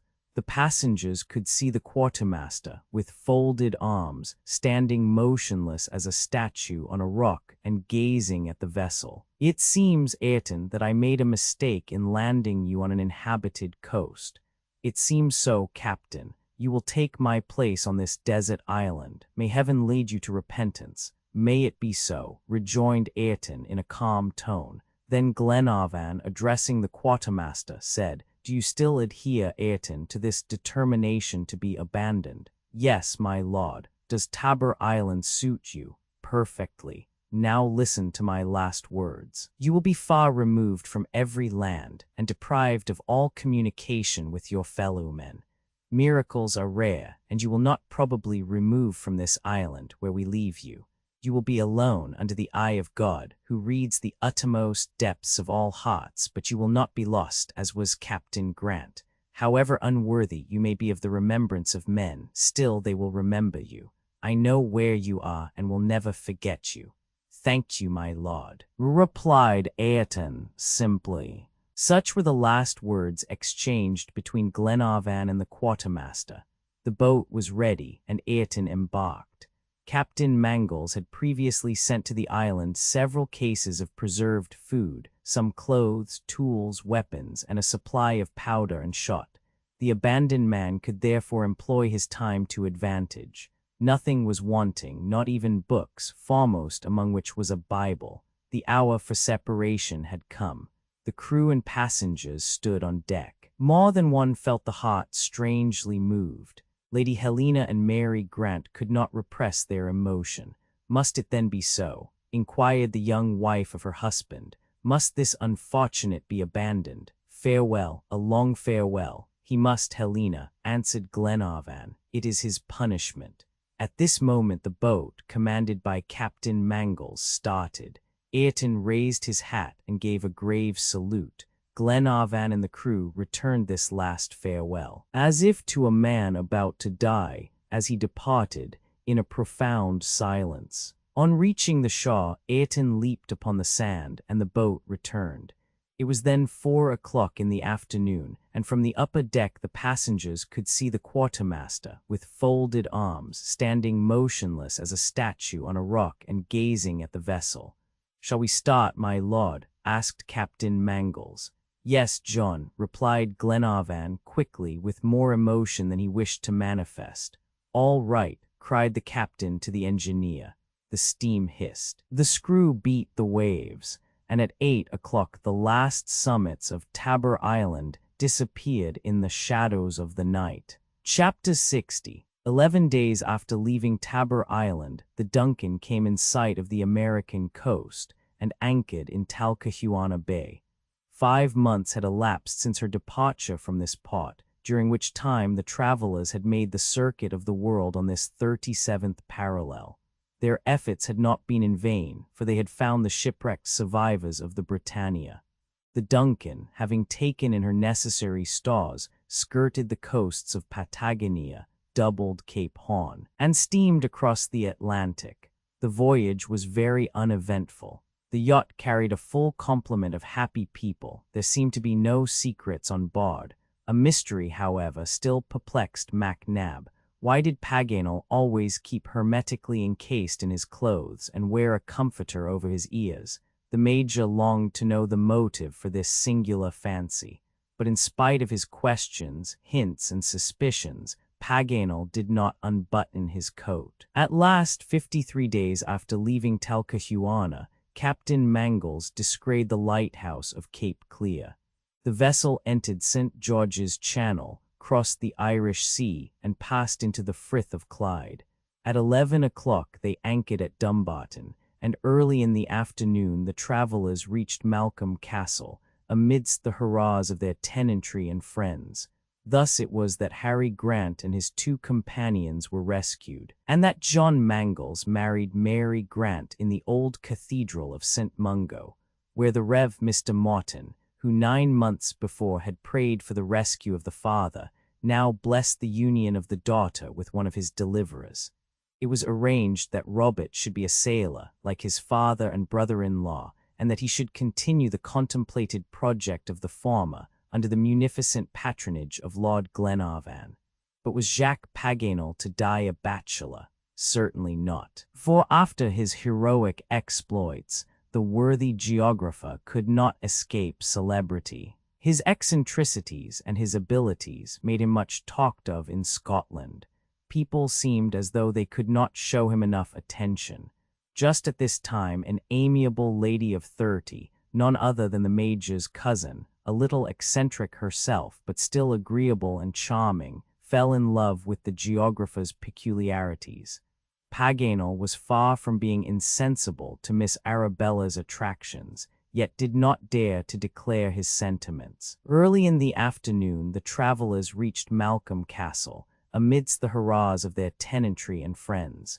The Major accordingly undertook the part of Cupid's messenger between these two congenial hearts, and even told Paganel that marriage was the last blunder that he could commit. But the geographer was very much embarrassed, and strangely enough could not summon courage to speak for himself. "Does not Miss Arabella please you?" MacNab would say to him. "Oh, Major, she is charming," cried Paganel, "1,000 times too charming for me, and if I must tell you, would please me better if she were less so. I should like to find a defect." "Be easy," answered the Major. "She has more than one. The most perfect woman always has her share." "Well then, Paganel, are you decided?" "I do not dare. But my learned friend, why do you hesitate?" "I am unworthy of her," was the geographer's invariable reply. At last, one day, driven desperate by the irrepressible Major, Paganel confessed to him, under the pledge of secrecy, a peculiarity that would facilitate his identification if the police should ever be on his track. "Bah!" exclaimed the Major. "It is as I tell you," persisted Paganel. "What matter, my worthy friend? Is that your opinion? On the contrary, you are only more remarkable. This adds to your personal advantages. It makes you the inimitable individual of whom Arabella has dreamed." And the Major, preserving an imperturbable gravity, left Paganel a prey to the most acute anxiety. A short interview took place between MacNab and the lady, and 15 weeks after a marriage was celebrated with great pomp in the chapel of Malcolm Castle. 15 weeks after a marriage was celebrated with great pomp in the chapel of Malcolm Castle. The geographer's secret would doubtless have remained forever buried in the abysses of the unknown if the Major had not told it to Glenarvan, who did not conceal it from Lady Helena, who communicated it to Mrs. Mangles. In short, it reached the ear of Mrs. Olbinett and spread. Jacques Paganel, during his 3 days' captivity among the Maoris, had been tattooed from head to foot, and bore on his breast the picture of an heraldic kiwi with outstretched wings. In the act of biting at his heart, this was the only adventure of his great voyage for which Paganel could never be consoled or pardon the New Zealanders. In spite of the representations of his friends, he dared not go back to France, for fear of exposing the whole geographical society in his person to the jests and railleries of the caricaturists. The return of Captain Grant to Scotland was welcomed as a cause for national rejoicing, and he became the popular man of Old Caledonia. His son Robert has become a sailor like himself, and under the patronage of Lord Glenarvan has undertaken the plan of founding a Scottish colony on the shores washed by the Pacific Ocean. The end. "List of plates, good," said Glenarvan. "Wash the dirty thing and bring it into the cabin." P13. The fragments soon strewed the table, and several pieces of paper were perceived adhering to each other. Glenarvan drew them out carefully. P17. Dumbarton Castle. P27. "Please, madam, speak. I am strong against grief and can hear all." P33. "My father, my poor father," cried Mary Grant, throwing herself at the feet of Lord Glenarvan. P41. The Rev. Mr. Martin implored the blessing of heaven and commended the expedition to the care of Providence. P52. This man, tall, lank, and shriveled, might have been 40 years old. He resembled a long, broad-headed nail, for his head was large and thick, his forehead high, his nose prominent, his mouth wide, and his chin blunt. p. 57. Paganel was grandiloquent. He spoke with a lofty animation and was carried away in the rapid flight of imagination. p. 65. They could scarcely see the city, which was on an elevated plain in the form of a terrace, resting on volcanic rocks 300 feet in height. The appearance of the island through this rainy curtain was misty. p. 73. Peak of Tenerife. p. 74. Sometimes the tips of her yards would graze the branches of the beeches that hung over the waves. p. 81. Part Famine. p. 83. In Conception. p. 86. The mate, Tom Austin, Wilson, a powerful fellow, and Mulready were the fortunate ones. p. 92. By means of a ford they crossed the Rio Tubal, the mountains visible in the distance. p. 100. 2 hours more of terrible exertion followed. They kept descending in order to reach the highest summit of this part of the mountain. p. 108. The internal rumblings, the din of the avalanche, the crash of the blocks of granite, and the whirlwinds of snow rendered all communication with each other impossible. p. 117. The bird had raised him by his garments and was now hovering in midair at least 150 feet above the encampment. He had perceived the travelers and was violently striving to escape with his heavy prey. p. 125. A man of lofty stature was standing, motionless, on one of the first ledges of the mountain. This individual had broad shoulders and long hair tied with leathern thongs. p. 132. An important road, that from Carmen to Mendoza, distinguishable by the bones of such animals as mules, horses, sheep, and oxen, whose remains were scattered by the birds of prey and lay bleaching in the sun. p. 144. They set out at daybreak. The horses advanced at a brisk pace among the tufts of Paja Brava, a kind of grass that serves the Indians as a shelter during the storms. p. 149. Poor father, exclaimed Robert. How he will thank you when you have found him. And so saying, he took his lordship's hand and pressed it to his lips. p. 157. Frightful howls resounded. The wolves, starting on the track of the horse, fled into the darkness with a terrible speed. p. 173. Arriving within range, Paganel fired a blank charge, for he would not needlessly destroy even a bird, and all the flamingos flew away, while the geographer gazed at them attentively through his glasses. p. 181. In fact, there were a dozen young children and boys who were drilling very nicely. Their uniform consisted of a striped shirt confined at the waist by a leathern girdle.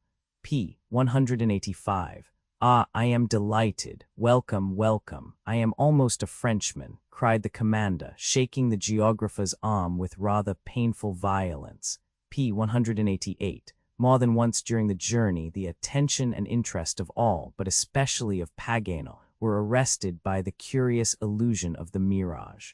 p. 193. The flood, replied Thalcave, spurring his horse towards the north. p. 201. A huge wave, 40 feet high, overwhelmed the fugitives with a terrible roar. Men and beasts, everything, disappeared in a whirlpool of foam. A ponderous liquid mass engulfed them in its furious tide. p. 205. He turned his intelligent head towards his master, and shaking his long mane, neighed for him beseechingly. p. 208. Glenarvan. Paganel, the Major, Austin, and Mulready were seated astraddle, or dangling in the branches, according to their own inclinations. p. 213. A long body appeared. Paganel dangled from branch to branch. His hands could grasp nothing. Was he alive or dead? p. 217. The hunt promised well and gave hopes of culinary wonders. p. 223. However, the repast was as varied as it was delicate. The dried meat, the hard eggs, the broiled mojaras, and the roast sparrows and hilgueros formed a repast which was long remembered. p. 225. They were agreed on this point, that it was necessary to have courage for every fortune, and be contented with a tree when one has neither palace nor cottage. p. 229. The incessant flashes assumed various forms. Some, darting perpendicularly towards the earth, were repeated 5 or 6 times in the same place. Others spread in zigzag lines and produced on the dark vault of the heavens astonishing jets of arborescent flame. p. 233. In a few moments the gigantic waterspout struck the ombu and enveloped it in its watery folds. p. 237. The sound of a horse's hoofs was heard upon the plain, and the tall form of the Indian emerged from the darkness. p. 241. Glenarvan watched alone. He could not convince himself that the Duncan was so near him, but as for supposing that she had not arrived at her appointed rendezvous, it was impossible. For such a ship there were no delays. p. 245. They pushed off, and the boat was rapidly borne from the shore by the ebbing tide. For a long time the motionless outline of the Indian was seen through the foam of the waves. p. 249. Lady Helena and Mary Grant, while the boat was approaching the ship, had experienced all the anguish of suspense. From the deck they endeavored to count those who were returning. p. 252. My object, said MacNab, is not to invalidate the arguments of my friend Paganel, still less to refute them. p. 257. At sunrise they saw the conical peak of Tristan, seemingly separated from all the rest of the rocky group. p. 260.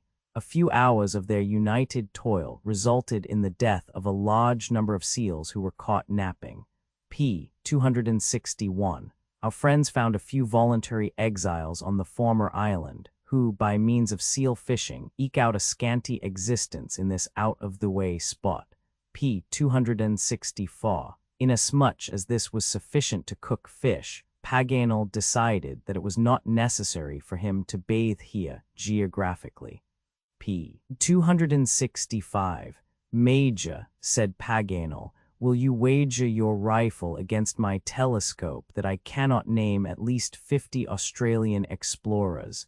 p. 268. Master Robert shall count for us. And forthwith the learned geographer opened his budget and poured forth the history of the discovery of Australia. p. 269. Then, impelled by the hurricane, the billows outran her. They leaped over the taffrail, and the whole deck was swept with tremendous violence. p. 276. Let go, cried the young captain. The barrels were inverted, and from their sides streamed floods of oil. p. 280. As the boats containing the whole of the party were rowed ashore, they felt that the fate of their father would soon be probably decided.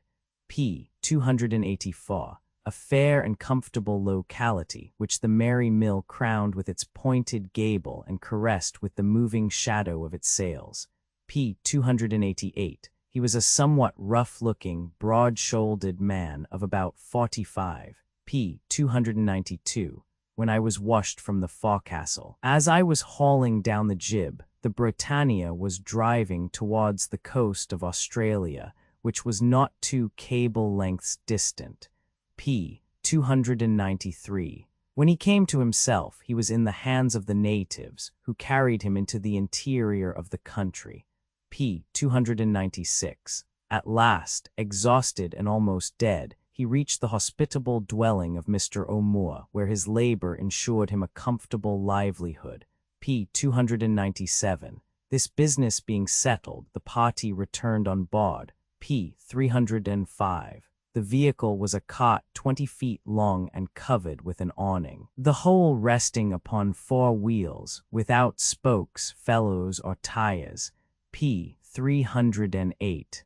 Ayrton and Olbinett took their places respectively in front and in the rear part of the cart, while Glenarvan, the Major, Paganel, Robert, Captain Mangles, and the 2 sailors mounted their horses. p. 312. The Mosquito Plains, whose very name describes them and serves to tell of the tortures that our friends had to encounter. p. 313. Red Gum Station, the home and settlement of an emigrant engaged in the cattle breeding, which is the source of so much Australian wealth. p. 316. The major was skillful enough to shoot a very rare bird, a jabiru or giant crane. This creature was 5 feet high, and its broad, black, sharp, conical beak measured 18 inches in length. p. 317. A crack was heard. The cart inclined at an alarming angle. The water reached the feet of the ladies, and the whole vehicle threatened to give way. It was an anxious moment. p. 324. After dinner, the traveling party had, as if in anticipation, seated themselves at the foot of a magnificent banksia. The young moon was rising high into the heavens, lengthening the twilight and prolonging it into the evening hour. p. 325. When I am dead, place a pistol in my right hand and leave me without burial. His forebodings were realized, and the next morning he died. p. 328. He beheld the waters of the Indian Ocean, and proudly unfurled the Australian flag from the topmost branch of the highest tree he could find. p. 329. A terrible accident had occurred, not a collision, but a running off the track and a fall into the river, which was filled with the fragments of cars and locomotives. p. 333. In the midst of the multitude, 2 men were bearing a corpse. It was that of the god, already cold. A poniard thrust had pierced him to the heart. p. 337. A boy of 8 years, with a notice pinned to the back of his jacket, which read as follows: Tolene to be conducted to Echuca, care of Jeff Smith, railway porter. Prepaid. p. 340. Paganel and the others had now gathered round, and Tolene had to answer many a question. He came out of his examination very creditably. p. 341. In the streets, in connection with the strange signboards and announcements, the novel erections and purposes to which some of them were adapted, Paganel had a history and commentary for everyone. p. 344. Here was the Mineralogical Museum, in which might be seen specimens illustrative of all the various ways in which the gold has been found. p. 345. Anon you might see him as in the illustration, when he had picked up a pebble and was sure that it was in itself so interesting as a mineralogical specimen that he must treasure it up for the Bank of France. p. 348. They were like so many columns exactly mated, and could be counted by hundreds. p. 352. At evening they encamped at the foot of some trees that bore the marks of a recent fire. They formed tall chimneys, as it were, for the flames had hollowed them out internally throughout their entire length. p. 353. Of these miserable beings there were about 30 men, women, and children, dressed in ragged kangaroo skins. p. 360. A sham fight which lasted about 10 minutes. The women urging on the combatants and pretending to mutilate those who fell in the fray. p. 361. Paganel did not lie down, but rifle on shoulder, guarded the encampment, walking to and fro that he might the better resist sleep. p. 364. Here, for the first time, they saw the menura, or lyre bird, whose tail has the form of the graceful instrument of Orpheus. p. 368. It was a charming house of wood and brick, surrounded by clusters of plants, and had the elegant form of a Swiss cottage. p. 372. Of all the spots of the day, the most interesting was unquestionably a kangaroo hunt. p. 376. Not hailstones, but pieces of ice as large as one's hand were precipitated from the angry clouds. p. 380. Early in the afternoon they passed through a curious forest of ferns. These arborescent plants in full bloom measured 30 feet in height. p. 384. Flashes of lightning, the dazzling forerunners of a coming storm, every now and then illumined the horizon. p. 385. He crouched down and after a long and attentive observation distinctly perceived several men. p. 388. But the heavy vehicle did not stir. The clay, now dry, held it as if it had been cemented. p. 393. If it please your lordship, I will go. p. 397. A report was heard, and Glenarvan fell, struck by a bullet. P. 401. A pair of cassowaries proved that the presence of man did not disturb these peaceful solitudes. P. 408. "Adieu, my lord," said he, in a calm voice, and soon disappeared by a path along the edge of the wood.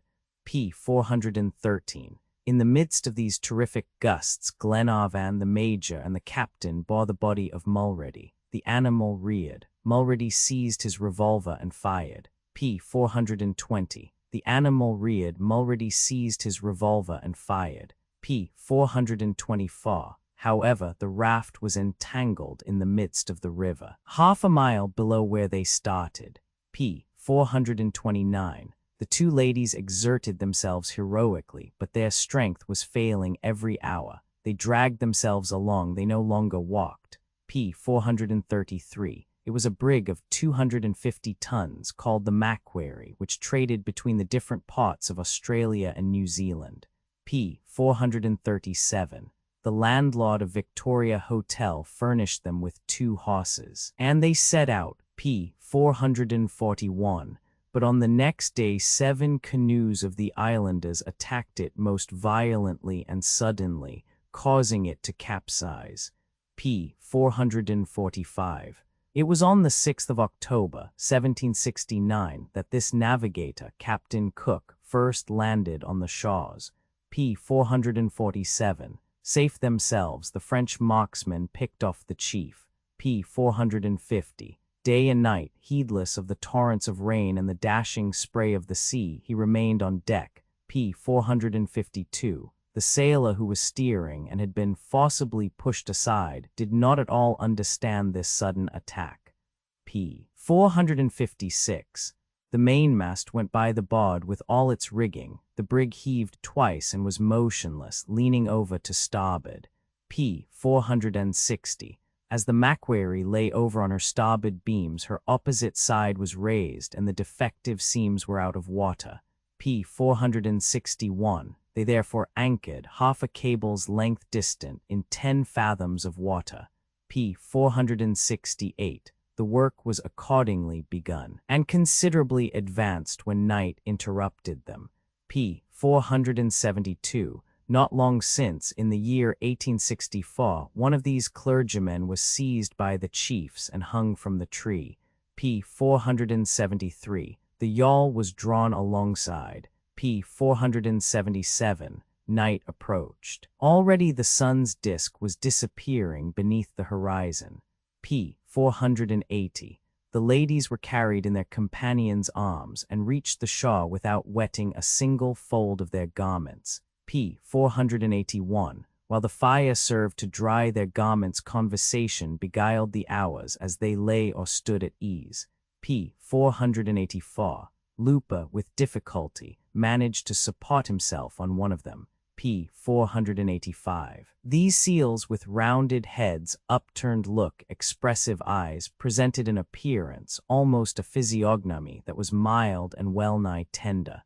P. 488. The New Zealand kiwi, known to naturalists as the apteryx. P. 489. A boat might have been seen ascending the Waikato. It was a canoe 70 feet long and 5 broad. P. 496. At this point, the river flowed between warm springs, and not a yard of firm earth could be seen. P. 501. At noon, the whole fleet of boats entered Lake Taupo. P. 504. On their arrival, the captives were terribly impressed at sight of the heads that ornamented the stakes of the second enclosure. P. 505. Robert was scarcely within the hut before he climbed on Wilson's shoulders and succeeded in thrusting his head through an opening. P. 508. At last his voice rose above the tumult. "Taboo, taboo," cried he. P. 513. A terrible scene of cannibalism which followed in all its horrible details. P. 519. The corpses, folded together in a sitting posture and tied in their clothes by a girdle of withes, were placed on this primitive bier. P. 521. First her husband and then she slid down the rope to the point where the perpendicular wall met the summit of the slope. p. 529. They saw but were also seen. p. 533. Be seated, my dear lord, breakfast is awaiting you. p. 537. The steward started back in terror. p. 545. The fugitives made themselves levers out of the stakes of the tomb. p. 552. An incandescent column poured forth towards the sky with loud explosions, while streams of boiling water and lava rolled towards the encampment of the natives. p. 553. On every side waterspouts with spiral rings of vapor spurted from the ground like the jets of a fountain. p. 560. A second ball whistled over their heads and demolished the nearest of the three canoes. p. 564. As soon as they set foot on deck, the bagpiper struck up a well-remembered air, while hearty hurrahs welcomed the owner's return on board. p. 568. This sally finished the poor geographer. p. 569. Ayrton soon made his appearance. He crossed the deck with a confident step and ascended the poop stairs. p. 576. For an hour the two ladies were closeted with the quartermaster, but nothing resulted from this conference. p. 580. He contented himself with shrugging his shoulders, which so increased the rage of the crew, that nothing less than the intervention of the captain and his lordship could restrain them. p. 581. Do you agree or not? p. 584. The unfortunate girl arose and, leaning over the bulwark, would have thrown herself into the sea. p. 600. A man was standing on the beach between two others. His form was tall and stout. p. 604. Harry Grant set his table in the shade, and all took seats around it. p. 608. The passengers could see the quartermaster, with folded arms, standing motionless as a statue on a rock and gazing at the vessel. p. 613. Early in the afternoon the travelers reached Malcolm Castle, amidst the hurrahs of their tenantry and friends. p. 617. 15 weeks after a marriage was celebrated with great pomp in the chapel of Malcolm Castle. p. 619. Updated editions will replace the previous one. The old editions will be renamed, creating the works from print editions not protected by U.S. copyright law means that no one owns a United States copyright in these works, so the Foundation and you can copy and distribute it in the United States without permission and without paying copyright royalties. Special rules set forth in the general terms of use part of this license apply to copying and distributing project and may not be used if you charge for an e-book, except by following the terms of the trademark license, including paying royalties for use copies of this e-book. Complying with the trademark license is very easy. You may use this e-book for nearly any purpose, such as creation of derivative works, reports, performances, and research.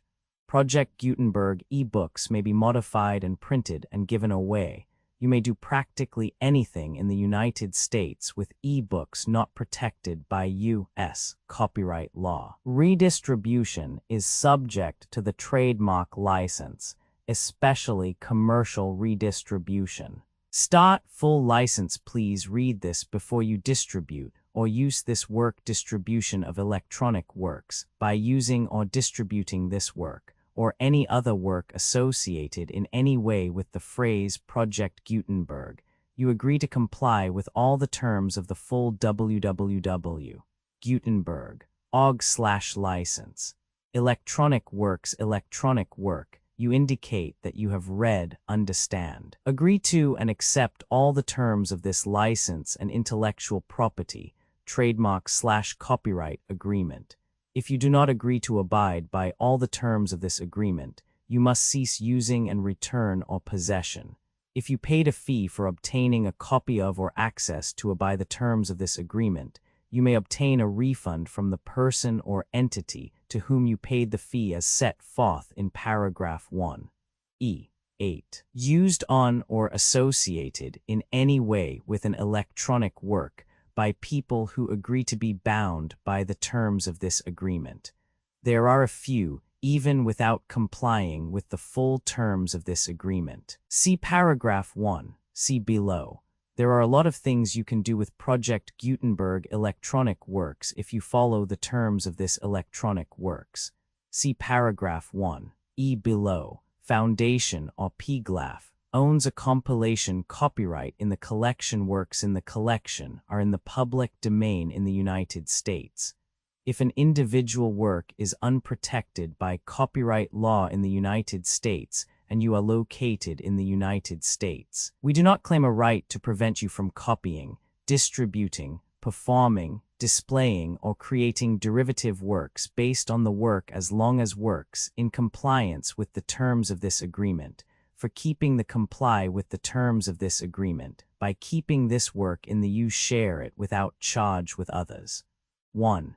D. The copyright laws of the place where you are located also govern what you can do with this work. Copyright laws in most countries are in a constant state of change. If you are outside the United States, check the laws of your country in addition to the terms of this agreement before downloading, copying, displaying, performing, distributing, or creating derivative works based on this work, or any representations concerning the copyright status of any work in any country other than the United States.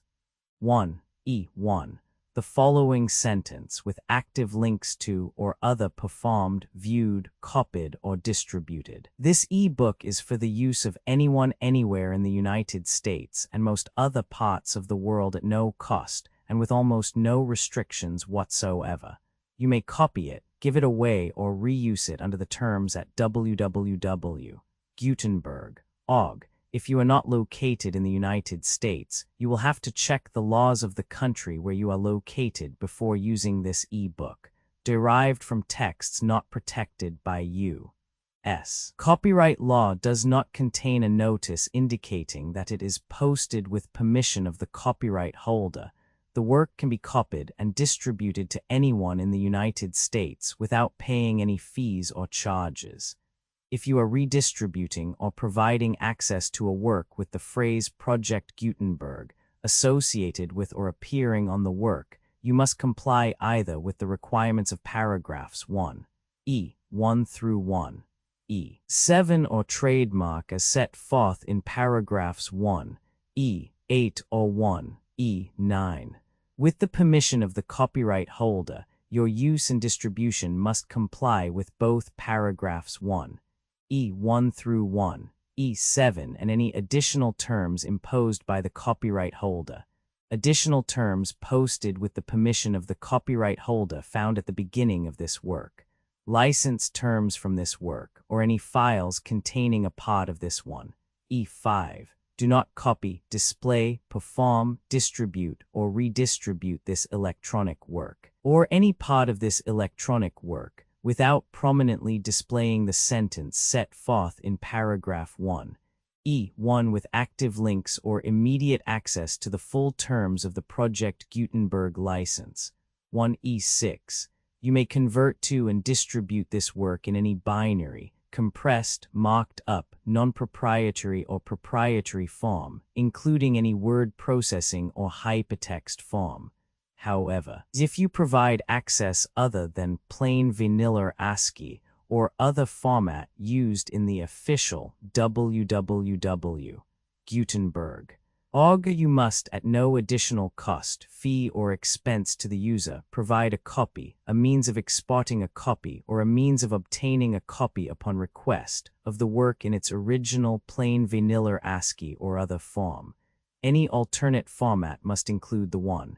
E7. Do not charge a fee for access to viewing, displaying unless you comply with paragraph 1, E8 or 1, E9, 1, E8. You may charge a reasonable fee for copies of or provided that you pay a royalty fee of 20% of the gross profits you derive from you already used to calculate your applicable taxes. The fee is owed agreed to donate royalties under this paragraph to the Project Gutenberg Literary Archive Foundation. Royalty payments must be paid within 60 days following each date on which you prepare, or are legally required to prepare, your periodic tax returns. Royalty payments should be clearly marked as such and sent to the Project Gutenberg Literary Archive Foundation at the address specified in Literary Archive Foundation. You provide a full refund of any money paid by a user who notifies you in writing or by email within 30 days of receipt that S/E license.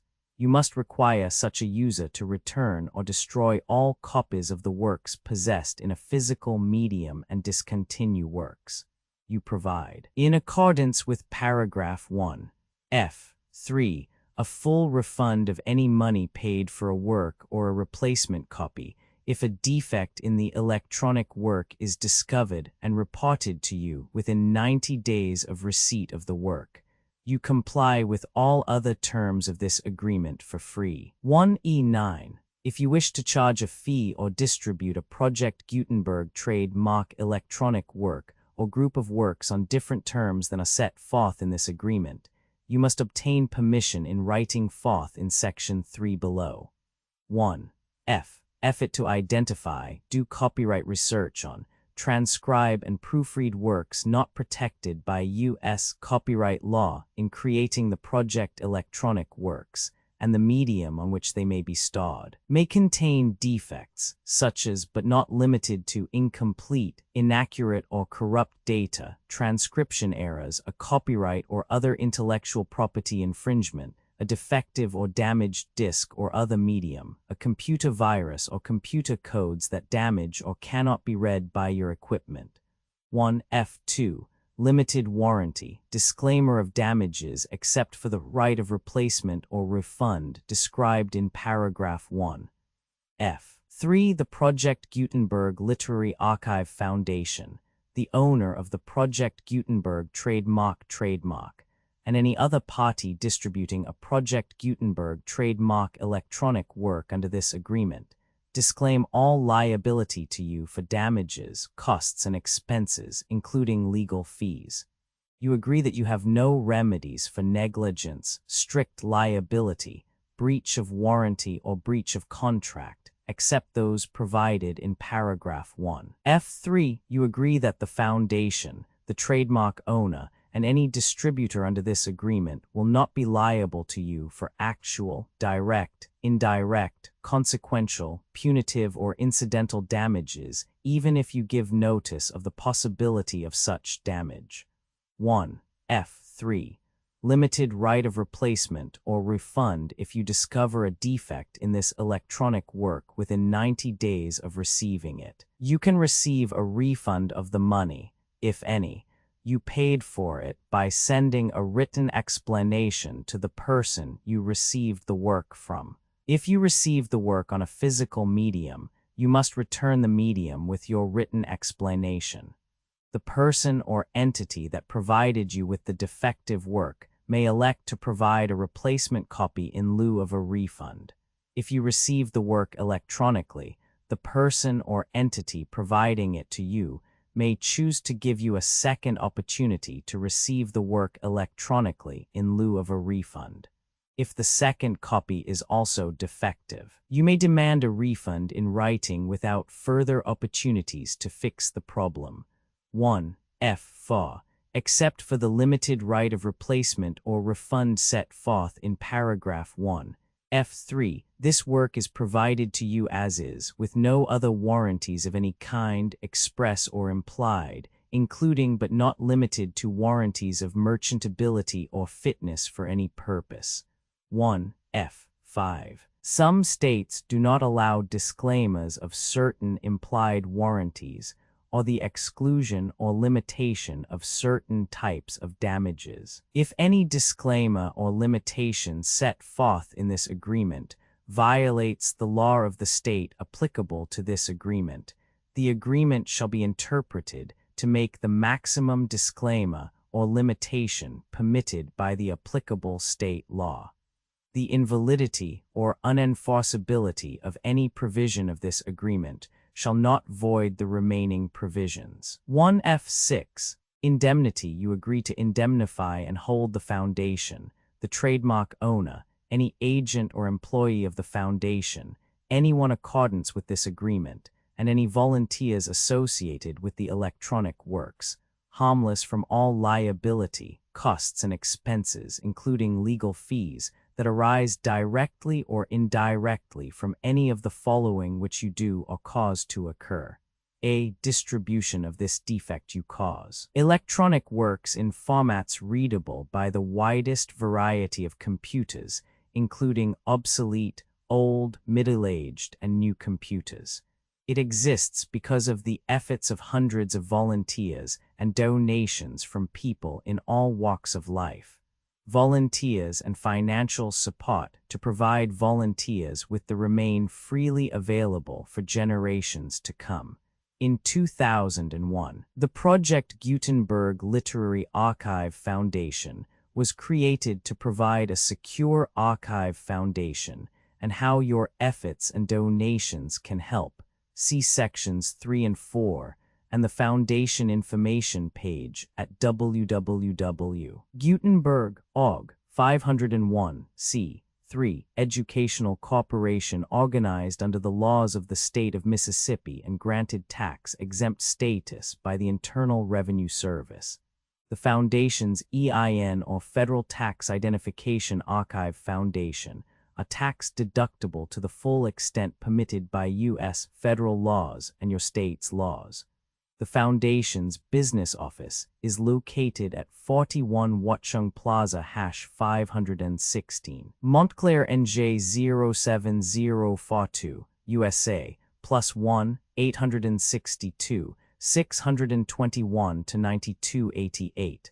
Email contact links and up-to-date contact information can be found at the Foundation's website and official page at www.gutenberg.org/contact Literary Archive Foundation public support and donations to carry out its mission of increasing the number of public domain and licensed works that can be freely distributed in machine-readable form accessible by the widest array of equipment, including outdated equipment. Many small donations, $1 to $5,000, are particularly important to maintaining tax-exempt status with the IRS. The Foundation is committed to complying with the laws regulating charities and charitable donations in all 50 states of the United States. Compliance requirements are not uniform, and it takes a considerable effort, much paperwork, and many fees to meet and keep up with these requirements. We do not solicit donations in locations where we have not received written confirmation of compliance. To send donations or determine the status of compliance for any particular state, visit www.gutenberg.org/donate. While we cannot and do not solicit contributions from states where we have not met the solicitation requirements, we know of no prohibition against accepting unsolicited donations from donors in such states who approach us with offers to donate. International donations are gratefully accepted, but we cannot make any statements concerning tax treatment of donations received from outside the United States. U.S. laws alone swamp our small staff, methods, and addresses.